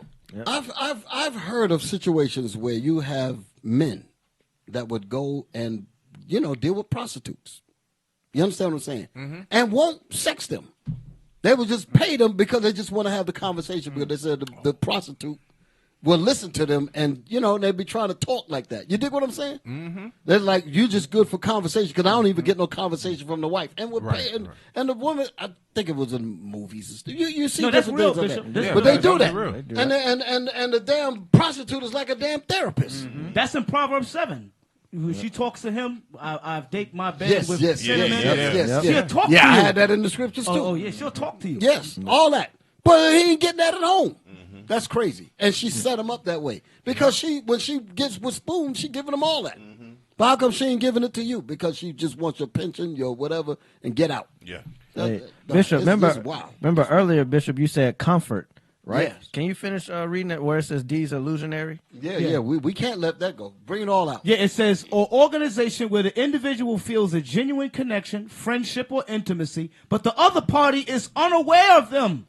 Coined by psychologists in 1956, these illusory connections thrive on repeated media exposure, allowing fans to invest emotional energy and feel understood, often serving as a comforting, low-risk alternative to a real-life relationship. So that's where they're getting their comfort from. Right. So, in other words, they can still have an affair, but they'll have it without the dangers of maybe catching a disease and that kind of thing. Get your behind whooped. Right. Yep. Damn, this is a digital affair. They actually provided a way for the husband who's been mistreated by the wife to actually pave their way into this kind of infidelity. This is wild. Yep, and the owner of OnlyFans is Jewish. Yes, Amalekite. so-called, right. There you go. I just posted that too. Damn, bring it out. Yeah, put that. Finish reading this so we can get past this here. Yes. Often serving as comforting, low-risk alternative to real-life relationships, though they can sometimes become unhealthy if they replace genuine social interaction. That's when they become crazy. That's when we're going to talk about that. That's coming up next. Mindhunter. It can be, right. It can be unhealthy. So I didn't even know you were going to bring this out. Sometimes can become unhealthy if they replace genuine social interaction. In other words, they're using that as their comfort. Right, they become socially awkward. They become weird. They got spirits on them. All that kind of thing. Could be dangerous. Like a damn doll. Blow up doll or some shit. Yeah. Because, Bishop, they're not wanting to cheat, so to speak, physically. So now they're entrapped in this digital world. Too deep for Yeah, me. they had a show where the black woman didn't want to fulfill her husband's needs, so she got an AI that was compatible with him, and he was dealing with the AI robot woman. I saw something like that. I forgot to bring it in too. It was crazy. When that come out, men gonna spend top dollar. Their wife is terrible. This is crazy. But women, if she's a good wife, she's supposed to be like, no, hell, my husband ain't going in this direction. I'm gonna make sure I take care of that kind of thing. But if she's a dragon, this way you might end up. Go ahead, bring it out. What's the point you want? Right there, come on. Oh, we still on this? No, this is done. Hey, I just want to show this and get through it. Leonid Ravinsky is a United Kingdom-based Ukrainian-American billionaire businessman and computer program. He is the founder of the cam site My Free Cams, though his holding company, and the majority owner of content subscription service OnlyFans. Come on. Scroll down. Gotta show his face. Right there. No. Yeah. Show that how much he made. Ravinsky was in Odessa and his family. No, read it up top first. As of October 2025, he had an estimated net worth of $7.8 billion. Damn. Per Forbes Real Times Billionaire Rankings. Damn. Ravinsky was born in Odessa, and his family later immigrated to Chicago when he was a child. In 2002, he graduated from Northwestern University with a degree in economics. He is Jewish. There you go. There you go. He's the devil. Yeah, He's the devil. Yeah, he's Satan. So he knows. The He enemy of got salvation. the enemy of salvation. That's at the foundation. Okay. Now, let's see. The dark side. The dark side. Come on, Eli. Where we gonna go next? The video with the woman that deals with the intimacy. Yeah. Bring it. I think that'll be a good segue. Bring that sister. Bring it on out. Bring it on out. Here we go now. Let's hear that sister. So we can help the brothers. Here we go. Help them out, sis. If men went months without sleeping or eating, we'd call it a medical emergency. But when men go months without sex, everyone just shrugs and says that's just life, isn't it? Well, long-term lack of intimacy quietly changes a man's hormones, his nervous system, his mood, the way he loves, even his lifespan. And most men don't realize it, and most women have never been So stop it actually right there. Bishop has a screenshot of what she just listed. Put that up there. Brothers got to identify with these things, or they'll be on OnlyFans. There you go, looking for this stuff. So it's hormones, nervous system, mood, the way he loves, lifespan. So these are 5 things that happen when a man lacks intimacy. Where's that scripture that says to the bones? Fatten his bones. Sirach 26, 14. Bring that out. Sirach chapter 26 and verse 13. Because this intimacy is more than, like I said earlier, it's more than just the orgasm. Right, it's more than just sex. Yes. The grace of a wife delighteth her husband. In her hold it. Wait. Stop. The grace. Read it again. The grace of a wife. Stop. When you think about grace of a wife, what does that mean? Brothers just run past that. Dwell on what it means to have a graceful wife.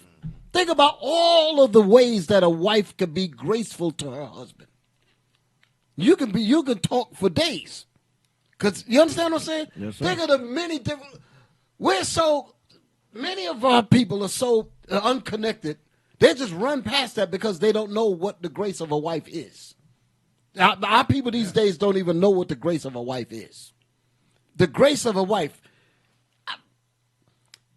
If you was to even ask some sisters, I ain't talking about in the body, just black women in general, how do you grace your husband? Oh man, the daggone clock starts spinning. You understand what I'm saying? They'd be hard pressed. It'd be like a calculus problem or something. Right. That's a Regents, like the Regents exam. Yes. How would you comfort your, what was the word again? Grace. Grace. How would you grace your husband? That's wild. They have to search hard and deep. Go ahead. Read it again. The grace of a wife delighteth her husband, and her discretion will fatten his bones. And her discretion, she knows how to carry herself. She knows what to say and what not to say. Wait a minute. She knows what builds you up. She knows what tears you down. That's discretion. She knows when to speak to you. Like Abigail had discretion to not bring the point that Nabal was going to be put to death. Right. She said, this ain't the time. That's discretion. That's an example. She knew when to speak and when not to speak. That's discretion. And Bishop, bring it up. And sometimes it's the tone as well. All that. Sometimes she can say something, but it's the way she's saying Absolutely. it can break you down means everything. Yeah. And the men pick that up and said, what the hell are you speaking to me like that for? Yeah, right. You understand? And you'll pick it up. You'll know it. You say, ain't no kindness in this. Because you'll get to thinking and say, does she speak to the boss like this? Your mind will go there. Nope. Why the hell are you speaking to me like this? That kind of thing. That grace goes with Sirach 36. Bishop was there earlier. Sirach 36, 22, but we want 23. That's the point. Sirach 36 and 22. Yeah, I had that mark. Well, go bring it out. It's time for it to come out. The beauty of a woman cheereth the countenance, and a man loveth nothing better. The beauty, because we talked about this on the show before. The beauty of a woman makes a man wants to come in and see his wife look good to him. Yes. How he deems his wife to be beautiful, not how someone else. Because a lot of the women tend to say they dress for other women, but we know that they dress for men. But this is talking about being beautiful to your husband. Go ahead. If there be kindness. If there be what? Kindness. Go ahead. Meekness. And comfort in her tongue. These three things are in her speech. Those are the things that fatten his bones. Those are the things that bring grace to this woman. You ain't bringing no warm beer home. You can't. As soon as the car hit the driveway, you in the house. If anything, you bringing something for both of y'all to drink. Shoot. She got food ready for you.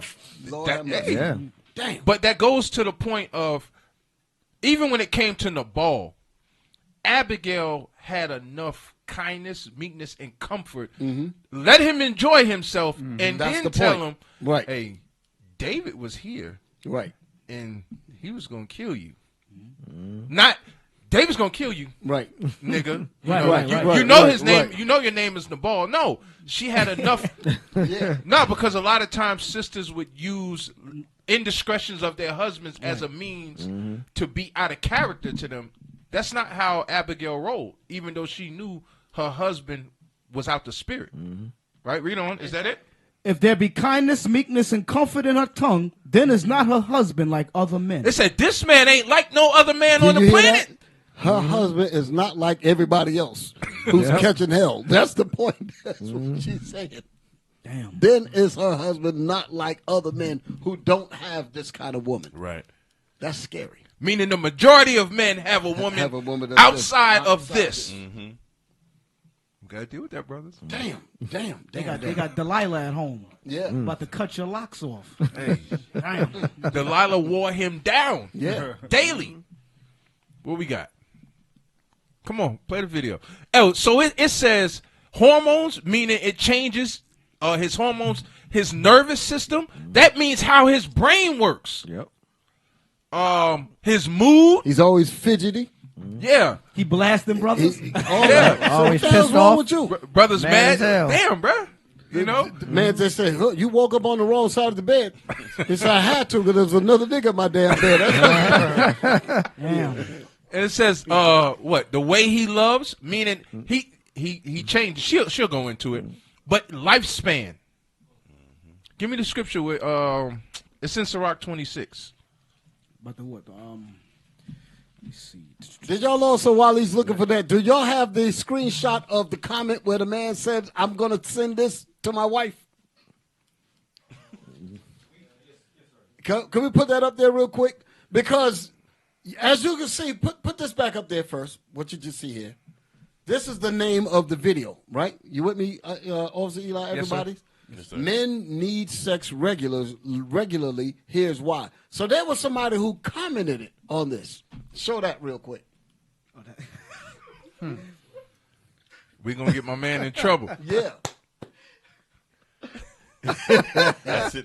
So, Look at his name. Mother effing Kane. That's his name. I sent this to my wife. Wish me luck, guys. in other words, I'm getting ready to catch hell. Hey, but look at all the thumbs up. Look, because that's 2.3. what I was talking about. No thumbs 2,000 down. to 300, 2,300 people, they off. So that's letting you know these men are on OnlyFans. Basically.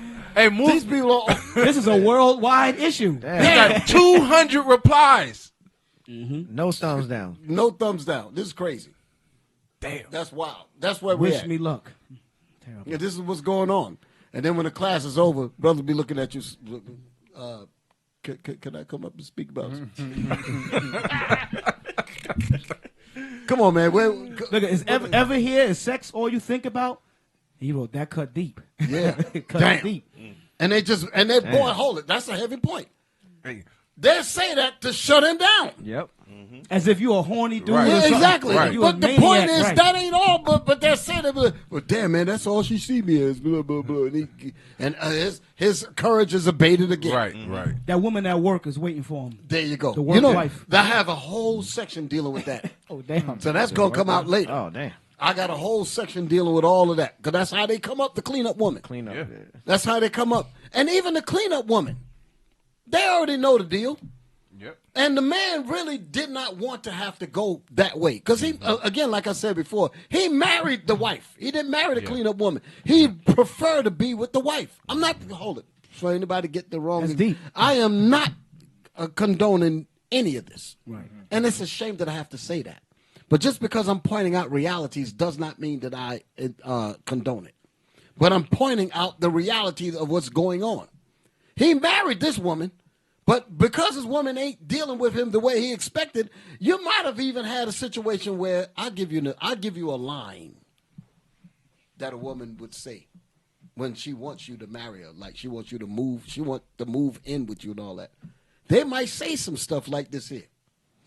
Don't you want to wake up to a woman that can give you you ain't got to go outside. It's right there all the time. You dig it? So you ain't got to go, and we'll say you be like, yeah, I want that. And then you marry her, and then she turns out to be something else. You don't get none of that. You get none of that. But my point is, women know that's what men want. That's my point. So they'll say that to hook you in. Some of you simple brothers that ain't checking the full game, not proving right. Not proving them. That's what I'm saying. They ain't proving them. And then you marry them, and then they turn it to the complete opposite. Everything changed. They're like, well, damn, this ain't what you told me I was going to get. You understand? So I'm going too far with it. But go ahead, bring it out. Come on. Let's get the video. Hold what actually happens inside a man's body when intimacy disappears completely. Today, you're going to learn why regular sex and connection aren't luxuries for men. They're actually biological requirements. And once you understand the science, you'll never look at, not tonight, the same way again. Because listen, testosterone, we're going to consider this the Wi-Fi signal of masculinity. Think of a man's testosterone like the Wi-Fi signal in your house. When a man is sexually active, affection, arousal, touch, intercourse, the signal stays strong and stable. But when you go long stretches without sexual connection, the signal flickers, it drops, and suddenly your body is running on 1 bar of service. That's what you were saying, Bishop. Bring it up. Brothers you come home to get your battery charged, and you running on 1 bar, and she ain't trying to connect the Wi-Fi. That 5G is gone. Yeah, it's gone. You trying to Google Fiber, you doing all of that, and it's not connecting. So she's saying it's not just sex. She's saying the affection, the intimacy, all of that plays a part in it. Just so, sisters don't, it's not just talking about sex. She's talking about what men want is the kindness, meekness, comfort, and the draws. That all comes together, but all of it's connected is what she's bringing out. Go ahead. Which confirms this. Sexually active men have more stable testosterone rhythms. Men with long gaps show lower morning testosterone, more irritability, and less drive for everything. More irritability. So you wonder why he's agitated. Less drive. Meaning he ain't motivated to do nothing. Like, what? I got to come home. Especially for her. Yeah, especially for her. I got to come home, not getting anything, food ain't prepared, whatever the case may be, and then you want me to go and slay the world? Man, forget you. But notice, back it up just a little bit. That's it was just a little bit. It was when them flags popped up. Not that far back. Where them flags pop up. Just play it. Listen, let's see where you at. On 1 bar service. And research confirms this. Sexually active men have more stable testosterone rhythms. Men with long gaps show lower morning testosterone. Right there. That's more irritability, less drive, lower morning testosterone. These things translates into something that I had to look up. I had to look this up. Y'all ready for it? Yes, sir. The dark side. Yes, the sir. dark side. Emotional damage. Emotional impotence. Damn. I didn't think there was a such thing as that. I was watching my show. You know the show I'm talking about. I ain't gonna bring him up. That's too much on the dark side. That's too much on the dark side. Right. But the guy flipped out, and he did some. It's a murder case, so I ain't going into that part of it. But it was what was said about him. This is a real case. This actually happened. And they were doing the diagnosis. Because they were saying, I'm trying to remember certain parts of it. I'm trying not to go too deep, so just bear with me. Anyway, they ran his record, and they did his, they was checking him out, and they said he could not have raped her after he had did all this kind of stuff because he was emotionally impotent. So I was like, what the hell is that? What is that? So I had to look it up. Do we have it, brothers? Let's read it. Emotional impotence or psychogenic erectile dysfunction refers to the inability to get or keep an erection due to psychological factors like stress, anxiety, depression, low self-esteem, relationship issues, or past trauma. Do you see how that could end all of what we've been talking about? If that woman is not dealing with you right and all these kinds of things, that's what it's saying here. Right. Read it again. Emotional. So in other words, it's not physical. But someone can get inside your head so much that you will not be able to perform. That's what that's what they found out about this particular case. So I had to look this damn thing. I said, this don't even, in some circles you're like, this don't make sense. Right. Because Bishop. But when I heard it in the thing, I said, let me look this up. I did that for this, because I wanted to talk about it on this program. That's the scripture that you just pulled, Bishop and Sirach. Abative to courage and all of that. Yeah, that's all that's stress there. and depression, abative to courage, and that's all that's in there. Right, because she could be beautiful, but you won't get aroused by it. That's how bad it is. She could be beautiful, because men were like, yo, she bad. Why you don't like your wife? Something that she did to him. I've heard this before. It's hard for me to imagine that if she's looking like this and that, you're like, nah, shit gonna work. But my point is, right. But you can tell that this is a real thing. Come on, DK, you too quiet. No. I was reading. I was reading this. Oh, man. He reading. He said, "Baby." He's like, hold on. Psychology. He's like, let me put two and two together. Psychology is a large subject, man. Read it again, man, so somebody won't think that this is me talking. Let's let it come out. Emotional. I told you the dark side, brothers. Emotional impotence or psychogenic erectile dysfunction refers to the inability to get or keep an erection due to psychological factors like stress, anxiety, depression, low self-esteem. If you break those words, anxiety is the fear of the unknown. Right. That's what anxiety literally is. So I don't know if I'm going to perform right. So that ends up because she's busy. You eat blah, blah, blah, blah, blah, whatever. You understand? That can affect you.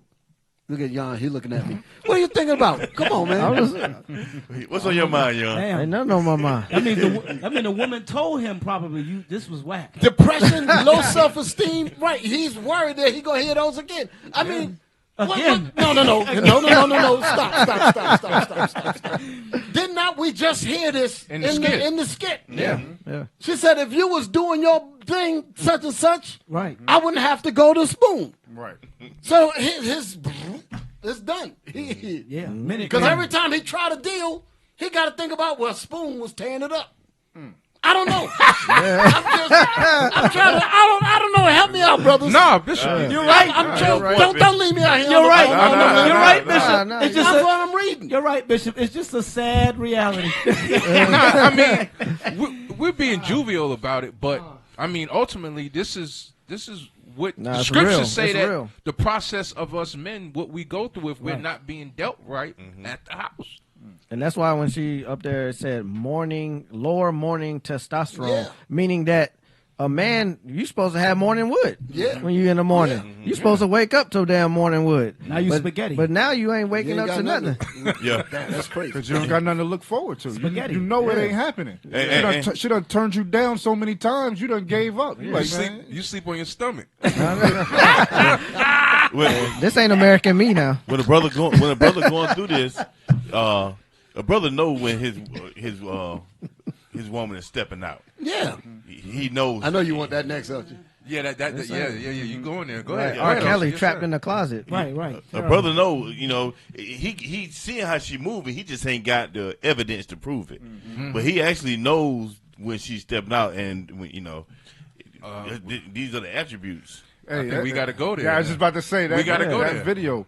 Hey, y'all hold this video. Officer Yigiel, he segues, so we got to go there. But it's No, a go ahead, Kev. it's a 28-minute. We only really need the first, the first 5 minutes.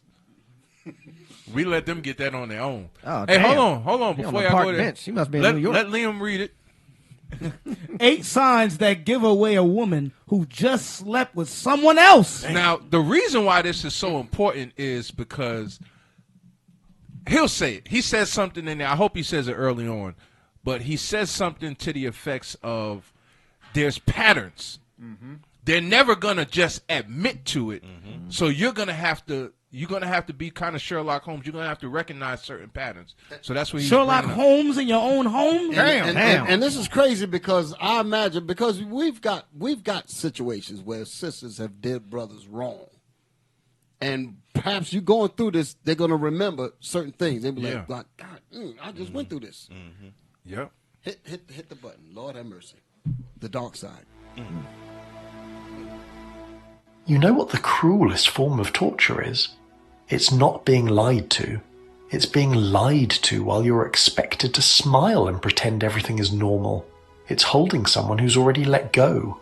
It's investing your energy into a woman who's already given her body to another man, and you're the last one to figure it out. My man bald. Most men walk around blind, convincing themselves that the distance they feel is just a phase, that her coldness is just stress, that everything will go back to normal soon. But deep down, in that place you refuse to visit, you already know something's wrong. You just don't want to face it, and that's the trap. Because women rarely confess their betrayals, but they always reveal them. Their bodies, their habits, their words. So that was that saying that he said. They rarely confess it, but they reveal it through that. They can't hide it. Mm-hmm. And you can always tell. And a lot of times, like he mentioned in this, I don't know if we're going to get to it, and you mentioned it too, obviously. A lot of times men, they're looking for concrete evidence. Mm-hmm. Yep. You may never get that concrete evidence, but when you remember when y'all first got together, y'all first got married, you put your arm around her in the bed, she spoons up with you, get closer. That ain't happening no more. And you know it. That's what I was talking about earlier. Mm-hmm. Going into the cases I was talking about. He went to try to touch her, and before he even put his hands on her, she just did a slight movement. But that spirit, he felt the spirit. He felt that cold spirit. Damn. He felt that dragon breath. He felt. I'm saying the spirit. He felt it. Said she's not here with me. She's somewhere else. She's somewhere else, and that just killed all aspirations and everything. You can't even look at her the same. She's defiled in your mind. Done. So nothing happening. No wood, nothing. Yeah. Go ahead. Play on a little Truth, drop by drop until the evidence becomes undeniable. So that goes to what Captain Nashawn just said. For us men, we're trying to keep ourselves. We lying to ourselves because you're saying I don't have. It's sometimes what brothers will say. He go Negro someone said, "Well, I didn't see the penis go in." Right. The hell is this? I didn't see her. All of the signs of adultery is there, but I didn't necessarily see the action. Or you think you're so great that it can't happen to you. Right. And get Proverbs 31. Then I heard some women say, "I showed you all the signs." Yeah. So you just didn't get it because you didn't want to get it. He's been doing this. I don't know how. Yo, look at me. He's been doing this. Damn. Some clap like that. Oh man, she got the movement with it. She said that to the Damn. dude. He's been handling this. Damn. You just too damn weak to see it. Damn. Man, that dude was inflated all the way down to nothing. They had to scoop him up off the damn floor. Damn. Shit. I don't know how you didn't know. I left you every clue. Just rubbing it in his face. Tearing him up. A bait of the courage for real. Damn. Go ahead, man. Proverbs 31, verse 11. Proverbs chapter 31 and verse 11. So when you're looking for concrete signs, like as the this sounds more stoic. The stoicism behind it, but he's basically giving you habits to look at. But read. The heart of her husband, the mind of her husband, doth safely trust in her. Meaning, the mind of that man should be vaulted in that woman. A safe is a safekeeping, meaning that woman's supposed to be his safekeeping. If anything, he should be able to go to that woman, but it should safely trust in her. If he has to question it, there's a problem. Go ahead. So that he shall have no need of spoil. Read on. She will do him good and not evil all the days of her life. She wouldn't be like the woman on there that's saying she's plotting, right? She's setting him up to commit adultery. She would do him good and not evil all the days of her life. That's the point that he's bringing out. You're not going to always have concrete evidence. But damn it, if you can't safely trust in her, you better start looking at the signs. That's what he's bringing out. Go ahead. Bishop. No. Go. There was more on this? Just a little more. Just a little more. Captain Ashan, you watched it too, so you see something. Well, y'all bring it out. Go ahead. Play on. The question is, will you see it before it's too late, or will you keep playing the fool in your own relationship? Today, I'm going to walk you through 8 show up line orders, and I want to see how far this truth is spreading. Now, let's get into it. The first sign is something most men feel but refuse to acknowledge. It's silent, it's heavy, and it destroys you from the inside out. Number 1. The shift in physical intimacy. That's heavy right there. That's it. That's it right. That's heavy. And again, we're showing this and we're going over the subject because marriage. That's what the subject is about. Marriage. If that connection is not there, if that real understanding, give me that in the Bible. Matthew 19. Like 4. 4, yeah. 4 and all that. Matthew chapter 19 and verse 4.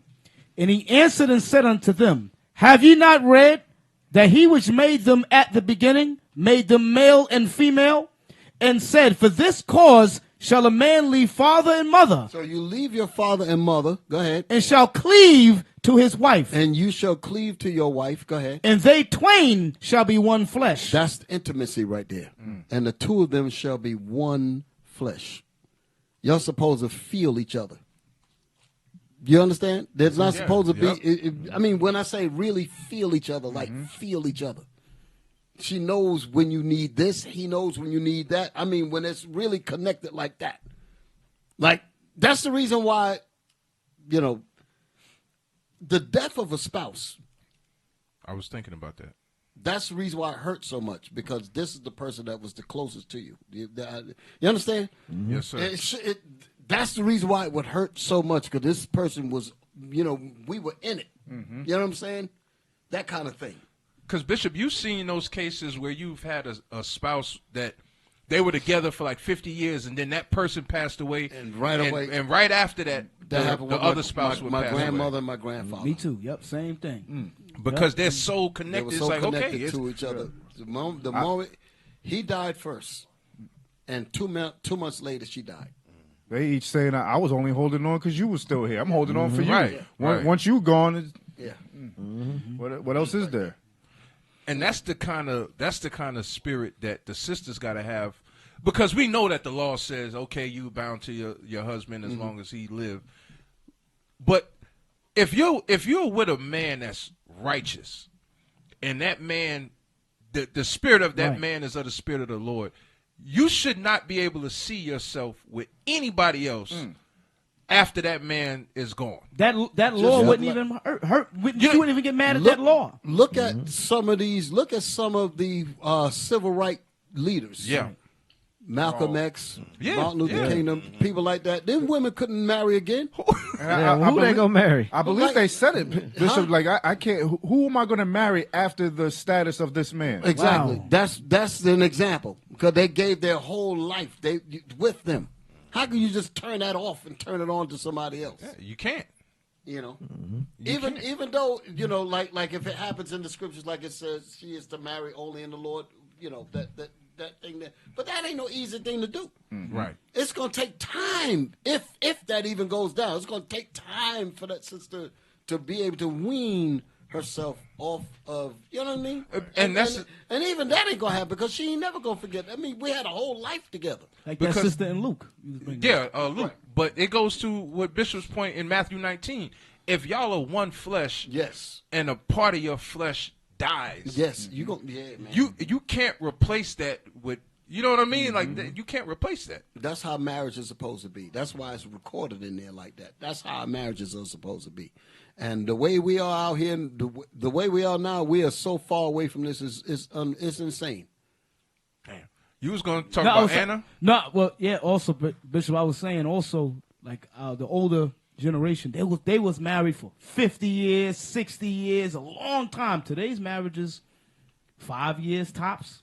That's how bad it is now. There's no care. 2 years, right? Just gone. But that's that sister in Luke. But saying. They would be in the world dating and having sex for 7 years. Not married. Then they'll come into the truth and then can't stay married for 2 years. Yep.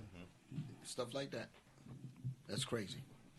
That's wild. Cap, you want anything else on this? Cap? No, because it's good, but we don't have the time. We don't have the time. It's long. It's long. But the first point he labels, I think every video that we've touched on shows that disconnect of the physical intimacy allows Satan to come in and crack the foundation of your marriage.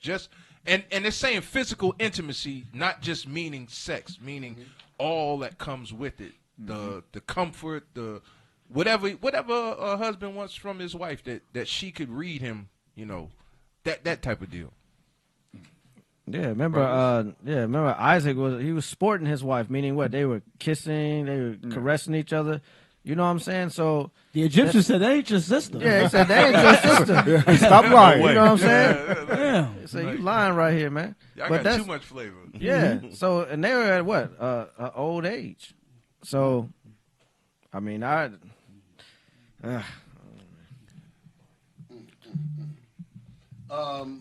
what else do we have? Let's read Sirach 25:1. Sirach chapter 25 and verse 1. In 3 things I was beautified and stood up beautiful both before God and men: the unity of brethren, the love of neighbors, a man and a wife that agree together. That's the kingdom right there. A husband and a wife that agree together. They agree to take care of one another. They agree to love each other. They agree to meet each other's needs and all of that. And they're not only that, they can come to each other when they have issues or problems, meaning within themselves. You know what I'm saying? I had a bad day today. I went through this. I went through that. Like the skit that we were looking at. That man came home and said something to the wife, and she turned around and threw it in his face. Damn. Dragon. Damn. Drag on. Yeah, go ahead. What you got something? I got a clip, Bishop. Okay, bring it up. I'm gonna send it over real quick. Can I read something real quick? Yeah. Get a clip. Give me what Bishop was way saying. off in terms of what I had to play and all that, but that's all right. We just let the spirit deal. Can you read same scripture Bishop went over and then go to Tobit 8 and 7? Sirach chapter 25 verse 1. In 3 things I was beautified and stood up beautiful both before God and men: the unity of brethren, the love of neighbors, a man and a wife that agree together. A man and a wife that agree together. Give me Tobit 8 and verse 7. Tobit chapter 8 and verse 7. And now, O Lord, I take not this my sister for lust, but uprightly. Therefore mercifully ordain that we that we may become aged together. That we may become aged together, like Bishop would say, aged together. That's the point, that we become aged together. Read. And she said with him. And she said what? With him, amen. Amen, meaning she was in agreement with that. So we have to, in our marriages, we have to be aged together. We can't just sit there and you got your video? Yeah, go ahead. Okay, we can't just sit there and one person do something you don't like, and now you want to run off to spoon, or you want to easily get divorced. That is not how marriage is supposed to be. Hey, to that point, also that's the problem that we have in today's societies. Mm-hmm. There's no compatibility. There's no unionship. We don't have none of that. The moment, like you mentioned, the moment something happens that you don't agree with, you're not willing to work on it. Back in the day, they was willing to work on it and move forward and grow from it as a couple. You want to know the reason why? Because because these people don't have parents anymore. Mm-hmm. Yeah, right. You'd have a situation where there'd be some trouble in the marriage, right? And here go the daughter be like, "I'm going back home to my blah." The father would be like, "What happened?" And if she say some nonsense, he said, "Take your ass back to your husband." Exactly. That's right. You understand? Right. Be something like that. That ain't happening today. Nope. They will have, leave that nigga and take half or whatever. You know, they be talking like that. Yep. So there's no father figures. No village. No village. Again, once like in the 60s and the 70s, when our fathers was kicked out of the houses, out of the homes, that began this damn spiral, this vortex into complete destruction. It ain't even gotten super worse yet. It's going to go completely down, down, down. The only ones that's going to survive these things are those that repent and come and get themselves right up underneath this Bible. Right. Yes, sir. Bishop, the wives today, when they go through problems with their husband, they're getting advice from their single mother, their single friends, and it's just a downfall of their marriage. I even seen clips of say, my friends or my sister or my mother ruined my marriage. Yeah. Why? Because you was getting counsel for someone that they can't give you counsel on that because they don't have that. Misery loves company. Right. And they do it with the intention because they single. They want them to be in the same position that they in. Mm-hmm. Yeah. Women that's unrepentant, they have a hatred toward black men. I mean, that is basically what it is. Because the sisters, a lot of the sisters today, they don't want marriage. They want the wedding. They want the wedding. That's it. And they want the man in the attic. The man in the attic, Bishop? The man in the attic. The man in the attic. Pull him out every once in a while. Yeah. Y'all ever seen that movie? Nah, I ain't watched it, but I know what Bishop talking about. It's Mindhunter level? The pool boy? It's Mindhunter level, right? It's Pizza Man. Yeah, it's the pool boy. Oh, Lord. It's Pizza Coming to Man. clean the pool and the wife. Y'all be off the meat. Yeah, that's my man. Hey, read Proverbs 14:1 real quick.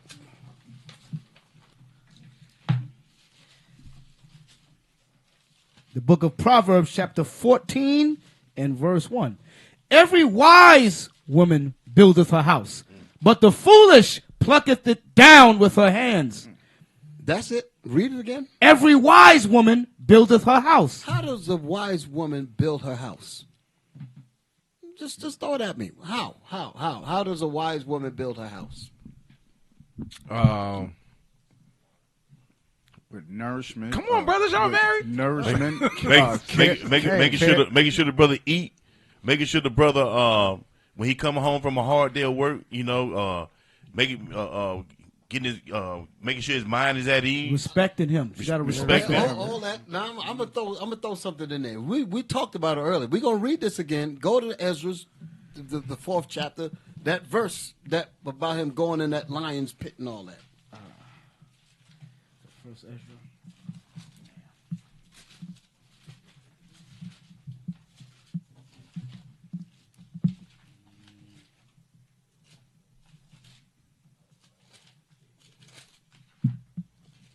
It was Zerubbabel. Yes. 4:24. 4:44? 24. I got it. Yes, sir. Okay. First Ezra 4 and verse 24. Verse 23. Yea, a man taketh his sword and goeth his way to rob and steal, to sail upon the sea and upon rivers, and looketh upon a lion, and goeth in the darkness. And when he hath stolen, spoiled, and robbed, he bringeth it to his love. He bringeth it to his love. So why would this man do this? Why would he risk his life? Go overseas. I've seen situations where men go to war. This would be Esau and anybody. Yeah. They go and fight overseas, they're dodging bullets and all of that. They come home and find another dude in the bedroom. Yep. And the man just came. You know what I'm saying? That's right. crazy. That's crazy work. That's right. Read it again.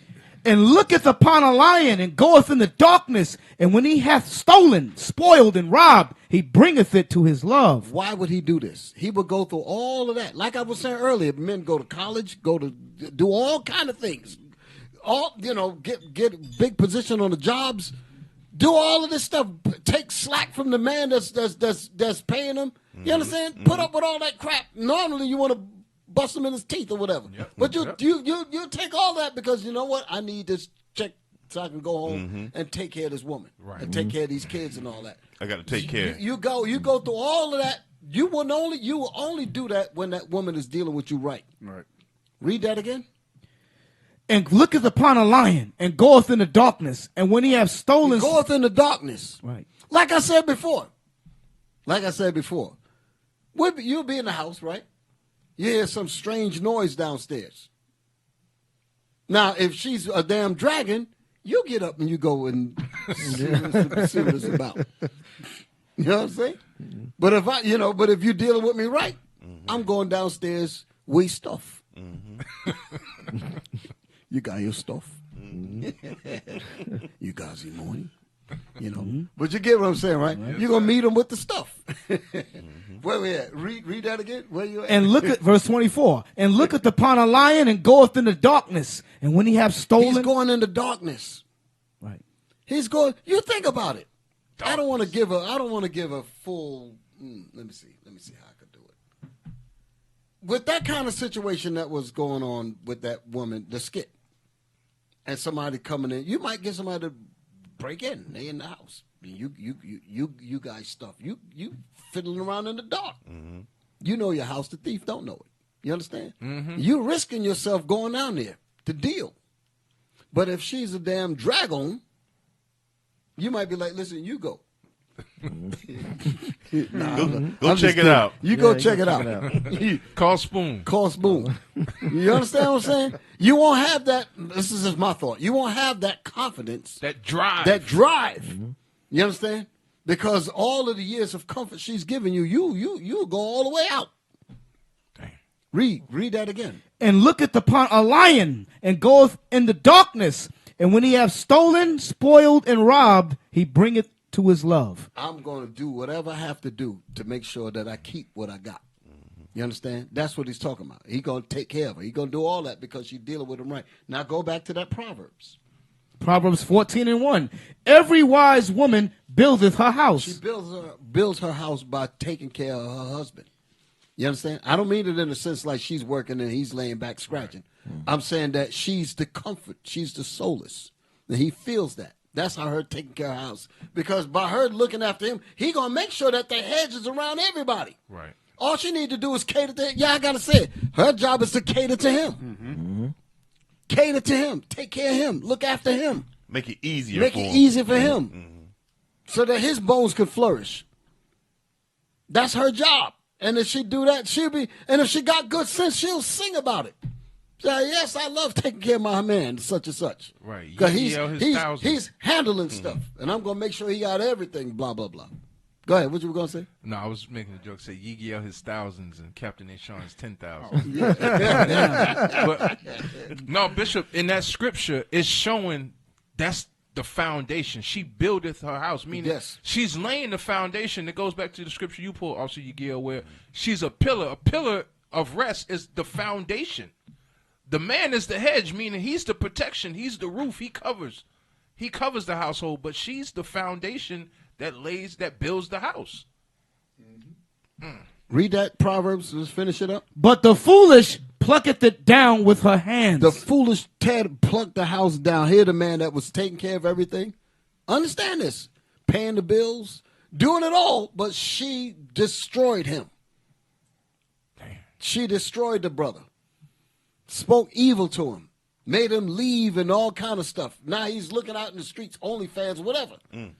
And the house is going to drop down all the way. Because what's going to happen? The kids ain't going to really feel him because the relationship between the mom and the father ain't working. The kids are going to feel that. So it's going to just reciprocate all over again.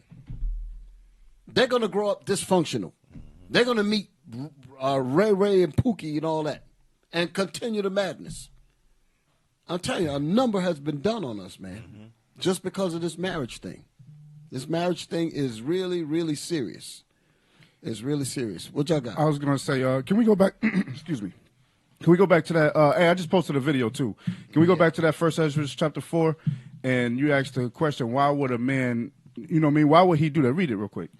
Which one? The same verse? 1 Ezra chapter 4, verse 23. Yea, a man taketh his sword and goeth his way to rob and to steal, to sail upon the sea and upon rivers, and looketh upon a lion and goeth in the darkness. And when he hath stolen, spoiled, and robbed, he bringeth it to his love. So why would a man go and risk his life and do all of these things for a wife? It's because he has a wife back home that reverence him. Now play this video for me. Also, Bishop mentioned that these kids, when they see the parents arguing and they're not happy, the kids will grow up in the same way. Right. But imagine you had a wife.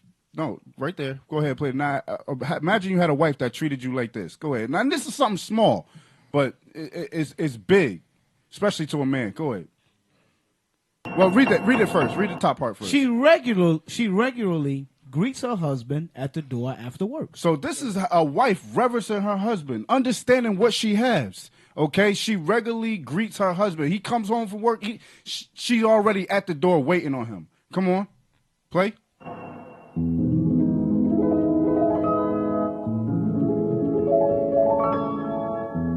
The music is good.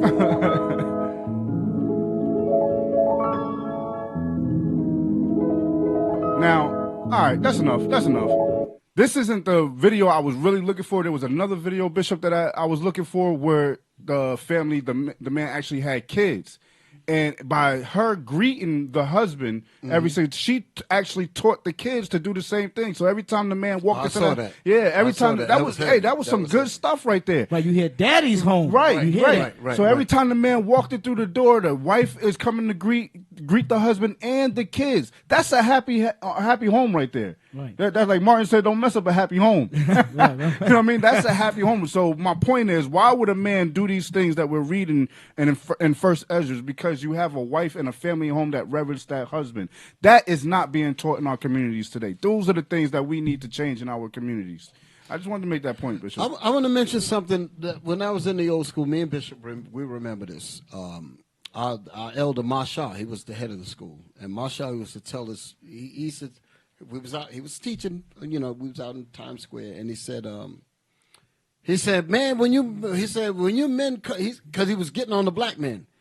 He said, you black men, you taking all this mess from the woman, this and that and the other, because he was talking about how brothers was being mistreated by black women, by the woman. And he said, man, you know how your woman's supposed to deal with you? They're supposed to be, when you come home, they're supposed to be jumping all over you and all that. And then he mentioned this movie called Sounder, Sounder. Can we look just read the synopsis of what that movie was about? Because he told a story about this movie called Sounder. Mm-hmm. And I want to see what it said in here, because I'm going to tell you what he said. Maybe it's not written. Maybe it's not written in this. But he talked. This is the only time I ever heard of this movie, by the way. Right. It's a book. It's a book. Mm-hmm. But it was. He mentioned it as a movie. He said it was a movie also. Read it. What it say? Yeah, Sounder is a 1972 American drama film directed by Martin Ritt and adapted by Lon Elder III from the 1969 novel by William H. Armstrong. Mm-hmm. The story concerns an African-American sharecropper family in Louisiana who struggled with economic and personal hardships during the Great Depression. Mm-hmm. It stars Cicely Tyson. So, go ahead. Paul Winfield and Kevin Hooks. Taj Mahal composed the film blues-inspired soundtrack and also appears in a supporting role. The film was both a critical and commercial success, and the National Board of Review ranked it as one of the top best films of 1972. Cicely Tyson and Paul Winfield both received Oscar nominations for their performances, and the film was nominated for Best Picture and Best Adapted You know what's funny? Many people probably never even heard of this. I never heard of it. Wow. Go ahead. Read on. Taj Mahal's score was nominated for a BAFTA. Let's see find out where it tells you about what the film was about. Yeah, go down. Plot. There you go. Read that. Plot. In 1933, the Morgans are an African-American family living as sharecroppers. Family. Keep that word in mind. Family. Go ahead. Living as sharecroppers in rural Louisiana, raising sugar cane for their white landlord. David Lee, the oldest son, is a bright boy who loves to hunt with his father. Nathan Lee and their dog, Sounder. So the dog was named Sounder. Yes. Okay, so this is what he was talking about. Go ahead. But it is only able to attend school sporadically in between helping his mother, Rebecca, on the farm. Nathan and David lose the raccoon they are hunting one evening, leaving the family without meat to eat. But the children awaken the next morning to the smell of ham cooking and happily eat it. When they return home after a community baseball game, which Nathan helps his team win, they find the sheriff and his deputies waiting to arrest Nathan for stealing the ham from a nearby smokehouse. Go ahead. As they take him away, Sounder runs after their wagon, and one of the deputies shoots him. So they killed the dog.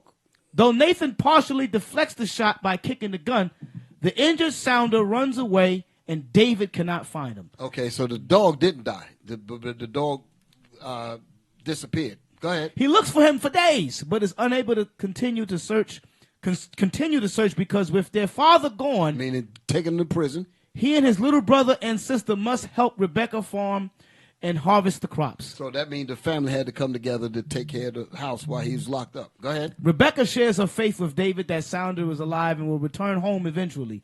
Nathan was sentenced to 1 year hard labor. Go ahead. The family is restricted from visiting Nathan at the local jail while he awaits shipment to the work camp. Only David is allowed to visit, and he brings a chocolate cake that Rebecca baked for Nathan, and they enjoy a peace together despite their worries over not knowing where Nathan will be taken.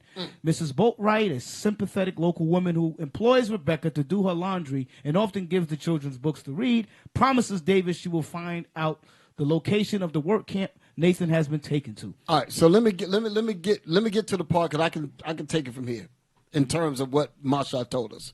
He said that when he came home, the father, he said that as soon as he got getting ready to walk up to the house, everybody ran to him, jumped up on him, the dog, everybody. They couldn't wait to get him. That, you understand? He was saying that's how the women's supposed to be doing you brothers. Right. Wow. So he used that film to illustrate that point. He was saying the dog, everybody jumped up and just kissed him and loved them, all that. That's how it's supposed to be for brothers. Right. Some brothers ain't getting none of that at all, period. Nothing. That's a damn shame. Kids don't even say hello. They don't even say a damn thing. We'll just walk past you like you don't even exist. No respect. No respect at all. Nothing. Because they ain't taught that damn thing. So now, because brothers, some brothers, I know it ain't a lot of us. I have to keep saying that. Yes, sir. Yeah, right. Brothers is feeling that daggone thing. Play the video where the woman with the white thing on. It was the third video that I told y'all. Right, that one there. Now, before I play it, before you just show what it says here. This is what happens when the man don't get that respect. This goes back into the Proverbs. Every wise woman buildeth her house, but a foolish woman plucketh it down with her hands. With her disrespect, with her not catering, all the rest of it. We just talked about Sounder. Brother ain't getting none of this. This sister here is going to explain what happens to the man in the house when these things don't happen. What it says, when men quietly stop doing, what men quietly stop doing when they feel unappreciated. Go ahead, hit the button.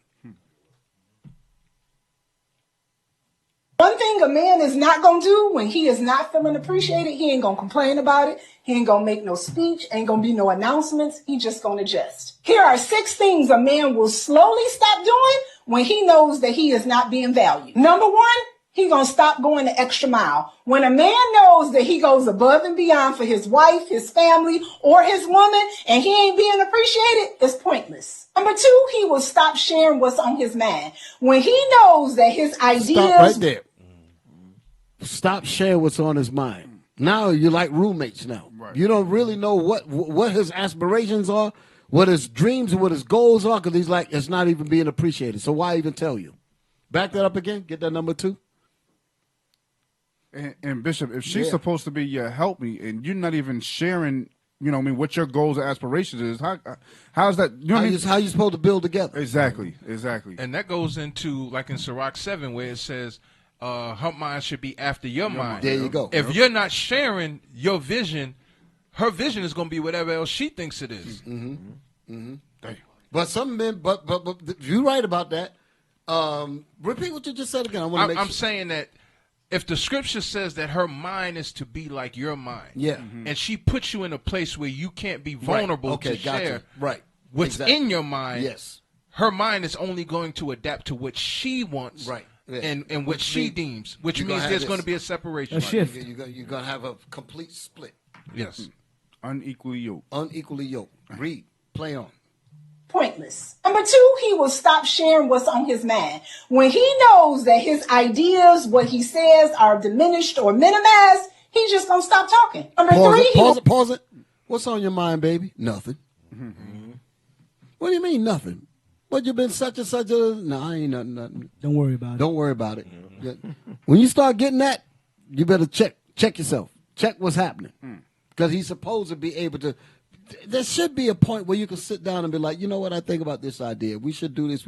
You know, when you ain't got none of that going on, something's wrong. He telling the prostitute what his dreams. Exactly. The prostitute know everything. She's the damn therapist. Damn. Go ahead. Stop being emotionally available. When you know that your energy of you opening up is not welcomed, then you just gonna stop. Number four, he will stop trying to impress you. The dates will get simpler. The surprises will fade. It literally will go from passion about you to obligation. Number five, hold it. It will go from passion to obligation. I just got to stay here and pay the bills. I got to just, you know what I mean? The bare minimum. Yep, the Bible says I can't remarry, so I'm just stuck. Exactly. That's what you start saying. Damn. This is hell, bro. This is wild. I'm sorry, Bishop. Go ahead. No, man. I was going to say that pretty much everything that we've watched has been consistent on the signs of when a man is being disconnected from his marriage. They've all been consistent, everything that we've watched. So for the sisters that really want to understand a man, just pay attention to the class. That's it. We're giving game. This is game. There's no secret book, sister. It's not the class. You don't have to go to Steve Harvey. Exactly. Don't read Steve Harvey's book. Guy's been divorced 3 times. Watch the class again. About to be 4. Go ahead, Bishop. No, go ahead. Hit the button. He stopped initiating connection. Damn, that's a big one. He stopped initiating connection. That's the impotence. Yes. That's what it is. All that. He ain't trying to strike up nothing. He don't want the starfish no more. And why he don't want the frozen starfish no more. Yeah, he don't want the starfish no more. Impotence is potence means power. Impotence means no power. And he give up. What is that? What? Potence means power. Yeah. Potential, you know. Yeah, exactly. It's like omnipotent, but impotence means no power. Because there's a confidence that comes. Yeah. There's a confidence that comes when a woman is behind the man. The man walks out with his chest out. You understand? He's got that glow, all that. Because he got that. He got that support. The kids, all that. And that's how the cleanup woman, they be looking for things like that. They said, look, he looked like he need some this and that. He got the heavy countenance. Right. Give me. Hold it. What's the scripture that? Proverbs 6. Nope, 7. 7 and 8. Read 8. Proverbs chapter 7 and verse 8. Passing through the street near her corner, and he went the way to her house in the twilight, in the evening. So this is a simple brother. You dig it. What's the verse before that? Verse 7. And beheld among the simple ones, I discerned among the youths a young man. What the verse before that say? Yeah, this is verse 6. You can start it. Yeah. Yeah, start up where I get the whole thing in it. But we got to go back to this woman, by the way. Verse 6. For at the window of my house I looked through my casement and beheld among the simple Start ones. at 5. At 5. Verse 5. That they may keep thee from the strange woman. That they may keep the hold it. Let's paint the scenario. This is the husband. Go back to the video. This is the husband that stopped initiating connection because he ain't feeling that connection. Play the rest of it because it said it was 5. It must be 1 or 2 more. They will stop initiating connection. They get tired of being rejected and they will take their energy someplace else. Number 6, they will stop feeling peace at home. And when a man loses that peace, everything suffers quietly. One thing I know about a man, he is not going to pull away suddenly. It's going to happen over time. And when it does, that's when he will start to hear that he has changed, which is not true. The truth is, men do not change. They just adapt to how they're being treated. Appreciation fuels men, respect keeps them grounded, and peace keeps them present. Always remember that. Boom. How y'all like that? I like sisters talking like that. Yeah. I'll tell you. She got some sense. She got some sense. Damn. Yeah. Now, so this same brother that lost, that don't have it, he feel like he ain't connected and all of that. Now let's go to the scriptures. Start the verse. Proverbs chapter 7, verse 5. That they may keep thee from the strange woman. The strange woman. Now, he was married now. He was a married man, but the woman just didn't deal with him right. And like I said before, the brother married this woman. He did not marry this woman that we're about to read about. He married the wife that's in the house. So all of what he had, he was willing to share it with her and all that, build her up. Something happened to me, you're good. That kind of thing. He put his whole being on the line to take care of that wife and the family that he's going to build with her. But now she ain't dealing with him right and all that. So he's upset. He don't want to have to go out and start all over again. But he ain't getting nothing. Right. No understanding, no conversation, no intimacy, no touch, nothing. Damn. So he's wounded in the spirit. The wounded heart, the countenance, abated the courage, all that is circling in this man's mind. So now he's out on the street walking now. Go ahead. Or going to work. Or coming from work. And about to sit in the driveway with a can of beer. He tired of that. Y'all all right? Yes, sir. Read. From the stranger which flattereth with her words. Read it again. That they may keep thee from the strange woman. So this same brother he's got to be warned, although you feeling these things and it's making you feel simple, you got to stay away from women like this here. But she's tempting now. Right. She's that therapist. Go ahead. From the stranger which flattereth with her words. She flattereth with her words. She knows how to say exactly the things that you ain't getting at home. Mm-hmm. You know, there was a song. It was written it was the other way around in terms of it. You give me everything I miss at home. I forget. It was a woman that sang it years ago. I remember that song. Yeah. It's wicked as hell, but I ain't gonna go into it. But my point is, it's like what he wasn't getting at home, even though the song was about the woman. It was an adulterous type of damn song, but understand my point. Yes, sir. Whatever the spouse wasn't getting at home, they look for it somewhere else. And in this case, we're talking about the man. Okay? So in the record, it was talking about the woman, but we're talking about the man now. Read that. Read where you at. So he's not getting what he needs to get at. He needs to get these things for himself. Come on. To keep thee from the strange woman, from the stranger which flattereth with her words. For at the window of my house I looked through my casement. The woman is looking at him now. And beheld among the simple ones. I discerned among the youth. I discerned among the youth in wisdom. I mean, he don't understand that this thing that I got is going to pull this man in. Go ahead. A young man void of understanding. Void of understanding, and his heart broken. Go ahead. Passing through the street near her corner, and he went the way to her house in the twilight, in the evening, in the black. Cheryl, that's what her name is. Somebody recognized it. Yes, I remember that was the name of the song. That was the person that read it. Yes. Yes, that was it. Cheryl, I remember. Go ahead. Passing through the street near her corner, and he went the way to her house. He went to her house looking for solace. In the twilight. In the dark. In the evening. In the black and dark night. And behold, there met him a woman with the attire of a harlot. There met him a woman with the attire of a harlot. That is to allure him because he ain't getting that at home. The red bottoms, all that, like we was talking about earlier. He said, I'm going to throw them damn red bottoms because you ain't putting that on for me. The hell is this? But now he dealing with this now. Read that again. And behold, there met him a woman with the attire of an harlot and subtle of heart. She is loud and stubborn. She is loud and stubborn. So that's the reason why she ain't got no damn husband. But she had enough to game him. Go ahead. Her feet abide not in her house. So this is an adulterous woman. She's what the record is talking about. Okay, everything but I miss at home. Go ahead. Now is she without, now in the streets, and lieth in wait at every corner. Looking for the simple man. Looking for this brother who ain't being dealt right at home and all that. And again, it's not an excuse. There's not a pass for him to do that. You better use your head, brothers. Go ahead. So she caught him. And kissed him. And And with an impudent face said unto him. What does an impudent face mean? Put that up there. Don't worry about the time. What does an impudent face mean? Impudent. Bishop said that's not a Negro word. No. Imputed. Imputed face.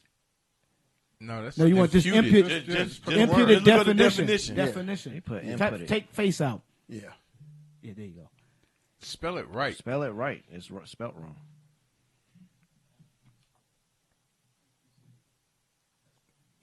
Keep going back. Impudent. There you go. Impudent. Not showing due respect for another person. Impertinent. Similarities: impertinent, insolent, cheeky, audacious, brazen, shameless, immodest. Disrespectful. Right. It's saying immodest. Right. Immodest and shameful. Meaning impudent, meaning that because this woman is married. But she ain't showing no respect to her own husband. So she came like she was innocent and ready to deal with him. Okay.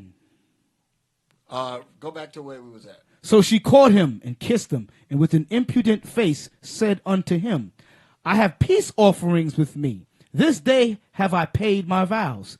Therefore came I forth to meet thee, diligently to seek thy face. To seek your face. So your wife ain't looking for your face. They, I'm looking for you.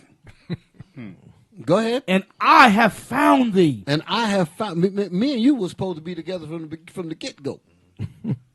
He's hearing all this. Go ahead. I have decked my bed with coverings of tapestry. So now his mind in the bedroom.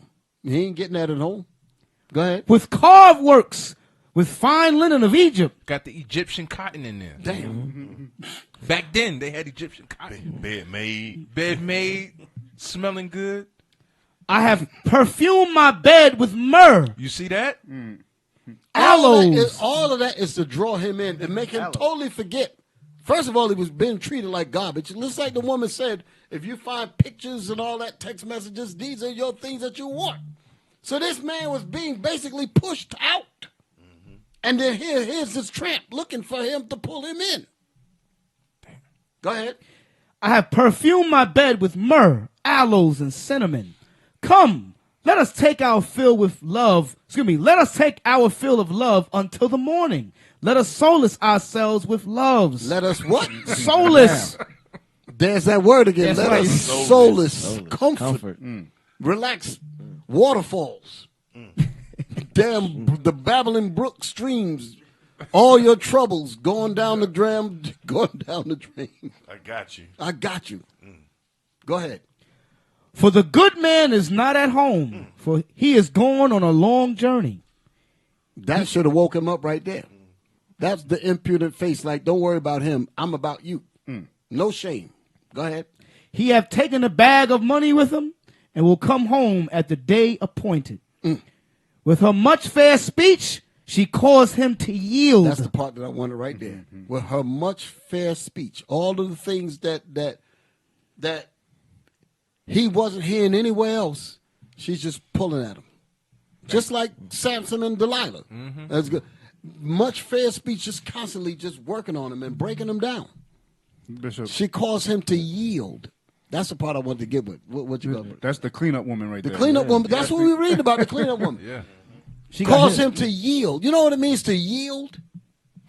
Let me tell you what it means to yield. Right. Look up the word yield. No, there's a reason for it. That's heavy. Look up the word yield. Yield. Produce or provide a natural. No. Go down. Go down. To give way to arguments. Surrender there. Right. Submit. Submit. No, don't go down. No, I need like better a than vehicle. That. Right. You driving.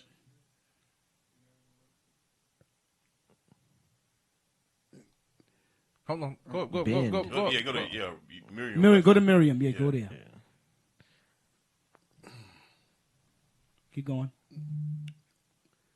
Oh man, I can't. I know what I'm looking for.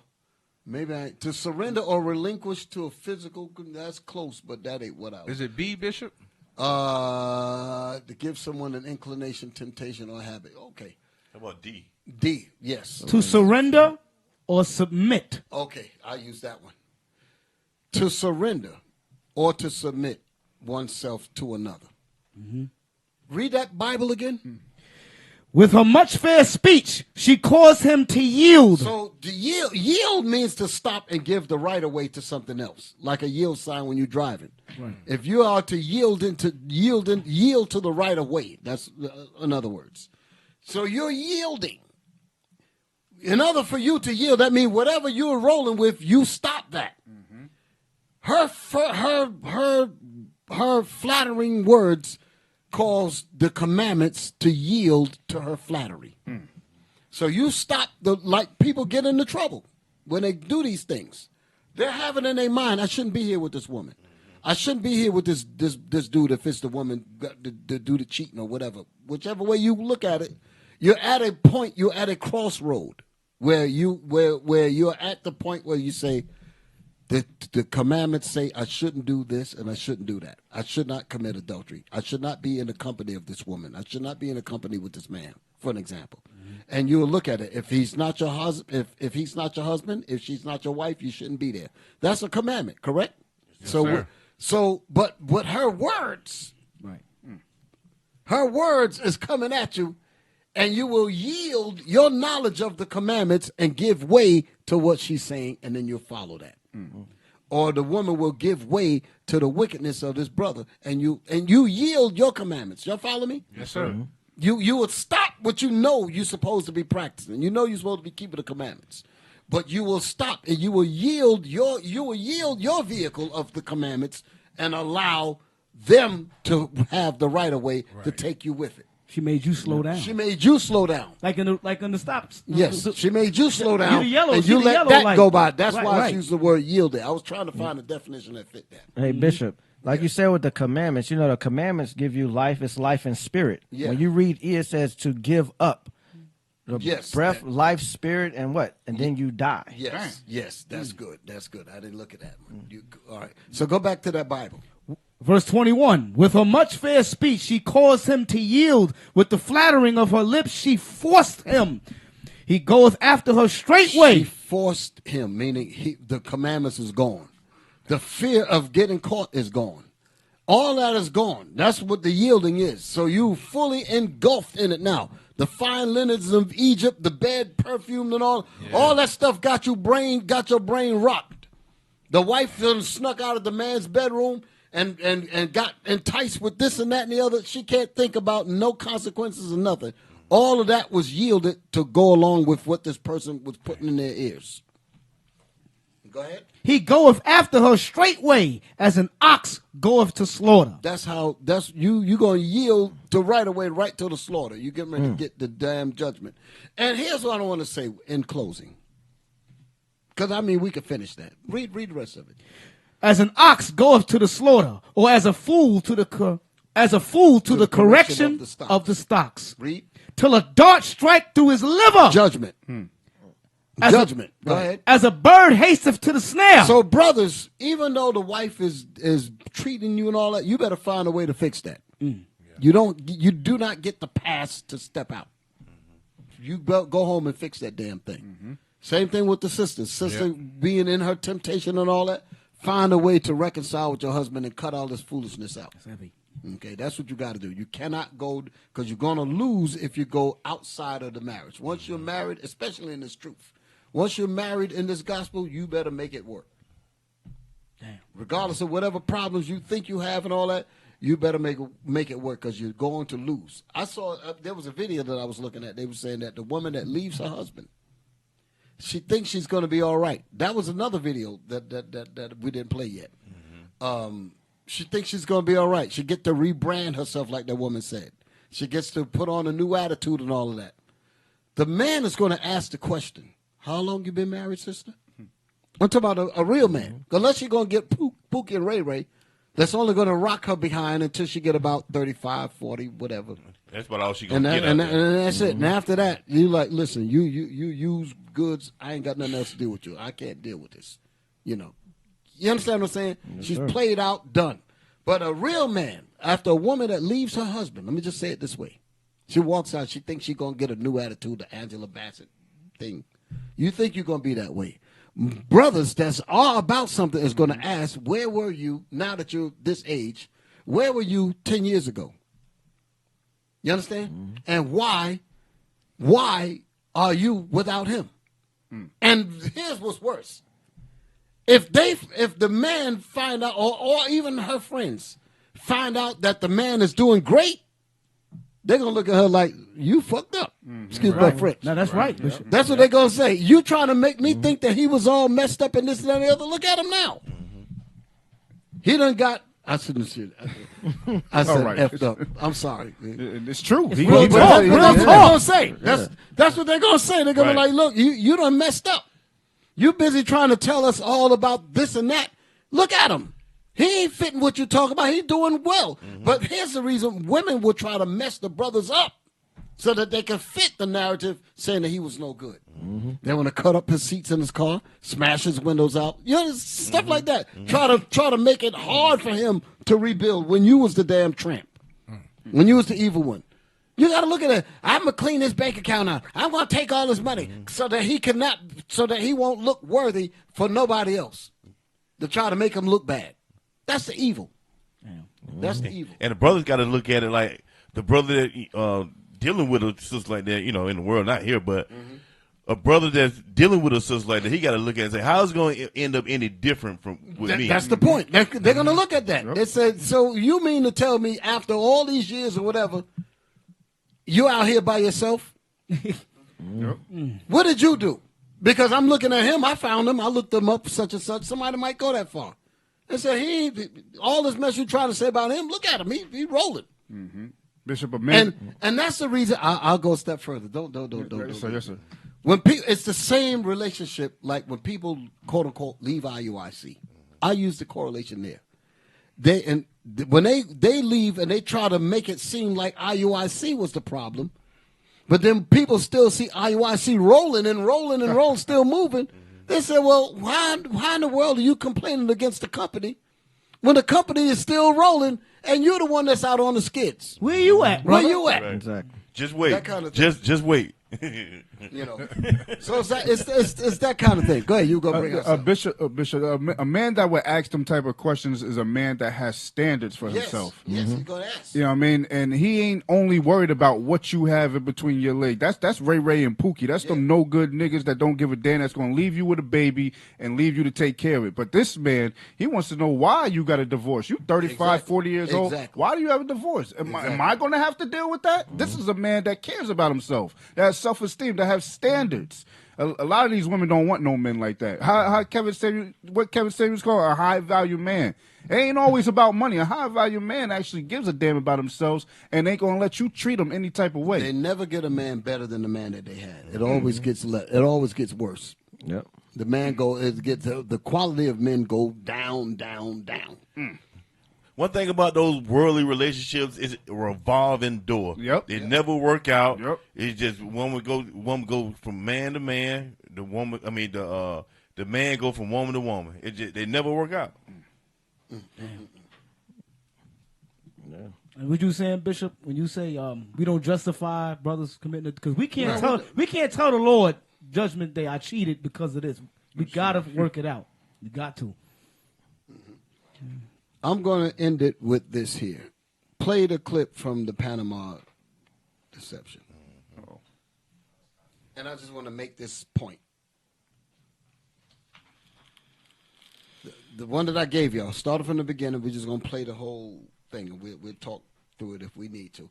But let me bring people up to speed. Is this the one I'm looking at? I gave you. I sent the one on the channel. Don't play something else. Play the one that I sent you. Is that it? Yes, sir. Okay. How long is it? 6 minutes. Yeah, that's the one. Okay. All right. That ain't the beginning of it, is it? I'm looking at the slider. Yes, sir. Am I looking at the same thing that y'all looking at? It looked like there's some space. That might be the buffering one. Yeah, that's the buffering one. All right. Okay. All right. There's a lot going on. Like I said in the beginning, there's a lot going on in the world. You got Trump that just went and invaded Venezuela. And there's a video. I didn't even get to see it. I heard it on the radio. I was listening to C-SPAN driving in. And he's up there giving some kind of conference. I couldn't see the video, but I know there's probably a video on it. And he's got all of the oil tycoons that's with him, the oil people. And that's what Bush wanted. You know, you go all the way back to Enron with this kind of stuff. These big oil companies, their whole point is about global robbery. Then they just needed a president that can help get them in there. So now they're getting ready to take Venezuela's oil, and the rest is history. And when I say it's history, it's literally history, because that's exactly why they went into Iraq. That's exactly why they went into Panama. Panama's the Panama invasion, and they always had the boogeyman to go after. In Venezuela, it was Maduro. In Panama, it was Noriega. In Iraq, it was Saddam Hussein. You dig it? So they always got to find the boogeyman that they got to go after and say, oh, we got to get rid of him because he's against democracy and blah, blah, blah. When in reality, they want oil, gold. That's what they want. They want the resources. And that's basically what's happening now with Venezuela. But the reason why I mentioned this is because what we are experiencing now is basically the rest of this world spiraling down. It has really hit the decade of decadence. Seriously now. Now they shooting their own people in the street and all that because it's about that oil now. And I know everybody's talking about the situation where the woman got killed with trying to get away from them. So that's all over the place. This is just getting ready to get all crazy right about now, because now they're coming down to the wire. The truth is coming out. This gospel is coming out, and these people got very little bit of time to get all the demons, let the demons run free. Let that, you know what I mean? So they're into that thing heavily now. So what you're seeing going on in Venezuela, I'm going to show you that Venezuela is no different from what they did in Iraq. It's no different from what they did in Panama. It's all about the resources. The situation that was in Panama had to do with the canal, the Panama Canal, the Panama Canal.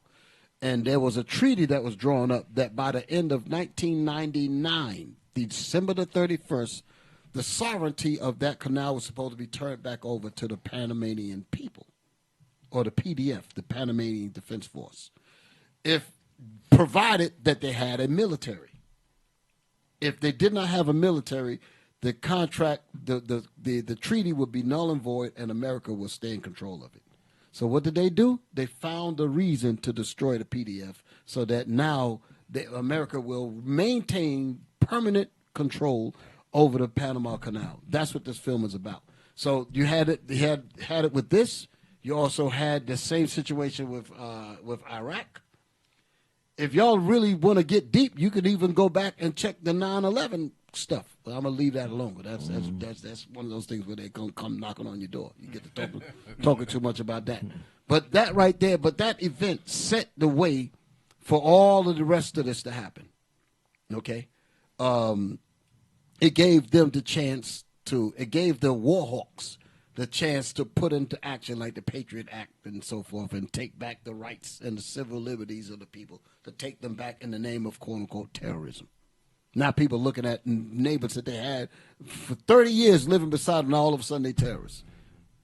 Hey Jim, you're a terrorist now, and you've been knowing him for damn 25 years. But that's the spookism that has happened because of this orange level, the green, red alert, and all that. That was just to mess with people's minds, all that. So basically, what I'm saying is that the act that you see now is just a wash, rinse, repeat. Is what it is. But I'm going to show you one of the more illustrated windows into what actually happened in all of those situations. Panama just happened to be documented here. Okay, play the button. Hit the button.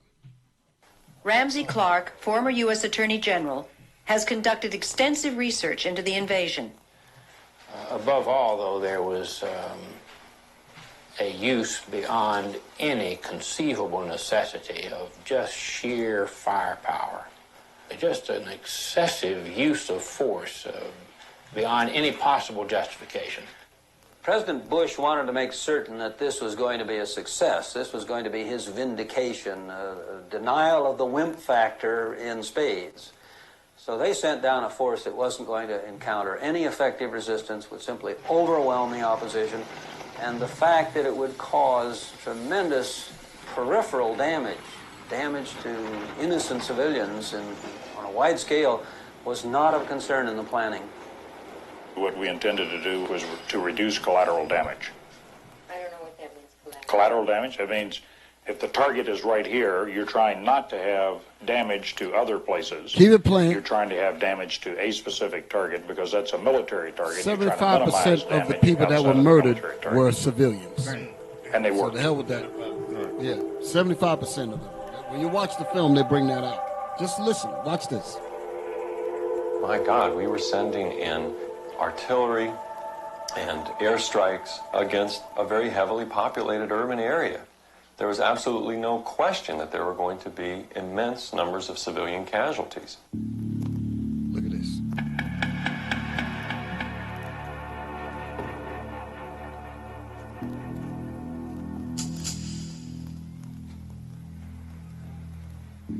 We walked among the dead and saw the tanks run over and crush our dead. We saw a great number of civilian cars with whole families inside. Kids, women, and the driver torn to pieces and crushed by the tanks.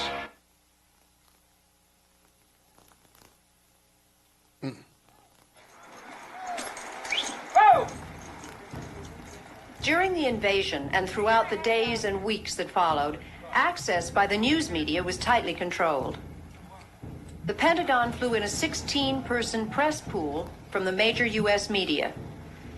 The pool did not reach Panama, however, until after the crucial first 4 hours of the attack, So they and were didn't get none restricted of it. Go ahead. to U.S. military bases for the next day and a half. Our regret is that we were not able to use the media pool more effectively. The goal was to get reporters down there so that they could see for themselves the early hours of the operation. Now, once they got there, we had a breakdown in our ability to move them around. Helicopters that we thought were going to be available had to be pulled off That was and a needed lie. for the operation itself. The press pool that went down there was managed from the day they arrived. They were only taken to see what the government, what the military wanted them to see, and there has been continuous suppression and denial of the extent of damage which was inflicted during that invasion. Many journalists who tried to So I investigate don't- on their own Actually, because there's a lot that we could talk about this. I just don't want to just let it run without bringing it down. But, you know, I've advocated that people watch this film. Because if you want to get a good understanding of what's happening in Venezuela, all you got to do is just go back and look at this. Because it was about resources. Same thing with Saddam Hussein, resources. Same thing with what's the other guy? Hussein. I mean, no, Bin Laden, all that. They said they were looking for Bin Laden. Gaddafi's. Yeah, same thing with him. It was all about their resources. Now that they got their tycoons deep into the soil, the oil soil of Asher that's down there in Venezuela, that's what they're looking to do. And it's a hostile takeover, but it's the same thing. It's the same situation. Wash, rinse, and repeat. And people had to be dumbed down to allow this to happen. That's the reason why people don't know what's going on. I mean, this thing was planned from the very beginning. From the very beginning. This has been a long, Lord, they say a long kiss goodnight. A long kiss goodnight. This thing has been in the plans for decades, and decades. They were trying to get after the brother that was the president before in Venezuela that passed away. Chavez. They was trying to get him. Trying to get him. Yeah. And he said that they was coming for it too. He knew that. You know. And Ibrahim Traore tried to warn Maduro, and he didn't listen. Damn. Because he already knew. He knew what was up. So I guess we'll talk about this more in depth, but I'm gonna wrap it up now. But I know that we had to at least touch it a little bit. But you're gonna see a lot of evil that's gonna come out of this whole thing here. A lot of evil. Yes, sir. But this thing has been set up from the beginning. So. Brothers and sisters, I think we're going to close it down. All praise to the Most High. Happy Sabbath. Stay in the Spirit. Brothers and sisters, if there's any issues going on with your marriages, work on them. Yep. Let us maintain that faithful union so that we can get that salvation and remove the enemy from our marriages so that we can get the kingdom. Y'all all right? Yes, sir. Yes, sir. All right. All praise to the Lord. I'm Bishop Yawasop along with the crew. Let's get it in. Yes, sir. Don't neglect to give alms. Donate to IUIC Gastonia, iuic.gastonia.nc@israelunite.org. And don't forget to donate to the Booster Club at iuic.fundraising@israelunite.org. All right, rate our broadcast, the Bible, Book of Our Fathers. Tune in every Friday at 6 p.m. Eastern Time.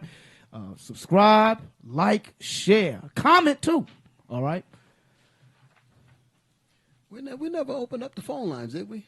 No, sir. Did we have it? We do have it, though, don't we? Yes, sir. Damn, we should have got it in. All right, next week. Well, next time when we get on, we got to do it. Yes, sir. All right. Yeah. Give him a shout out. Shout out to the broadcast team of Officer Israel, Officer Vanessa, Officer Gidron, Soldier Ajon, Soldier Gabriel, young men of valor, Yaron, young men of valor, Eleazar. All praises. That's right. All y'all married? I was joking. Some single earlier. brothers over. I'm seeing single names. Yeah. All right. That's it. A joke. Yes, sir. All right. All right. Shalom, Israel. Shalom, Israel. Sisters, shalom. Most High Christ bless you. Happy Sabbath. Happy Sabbath.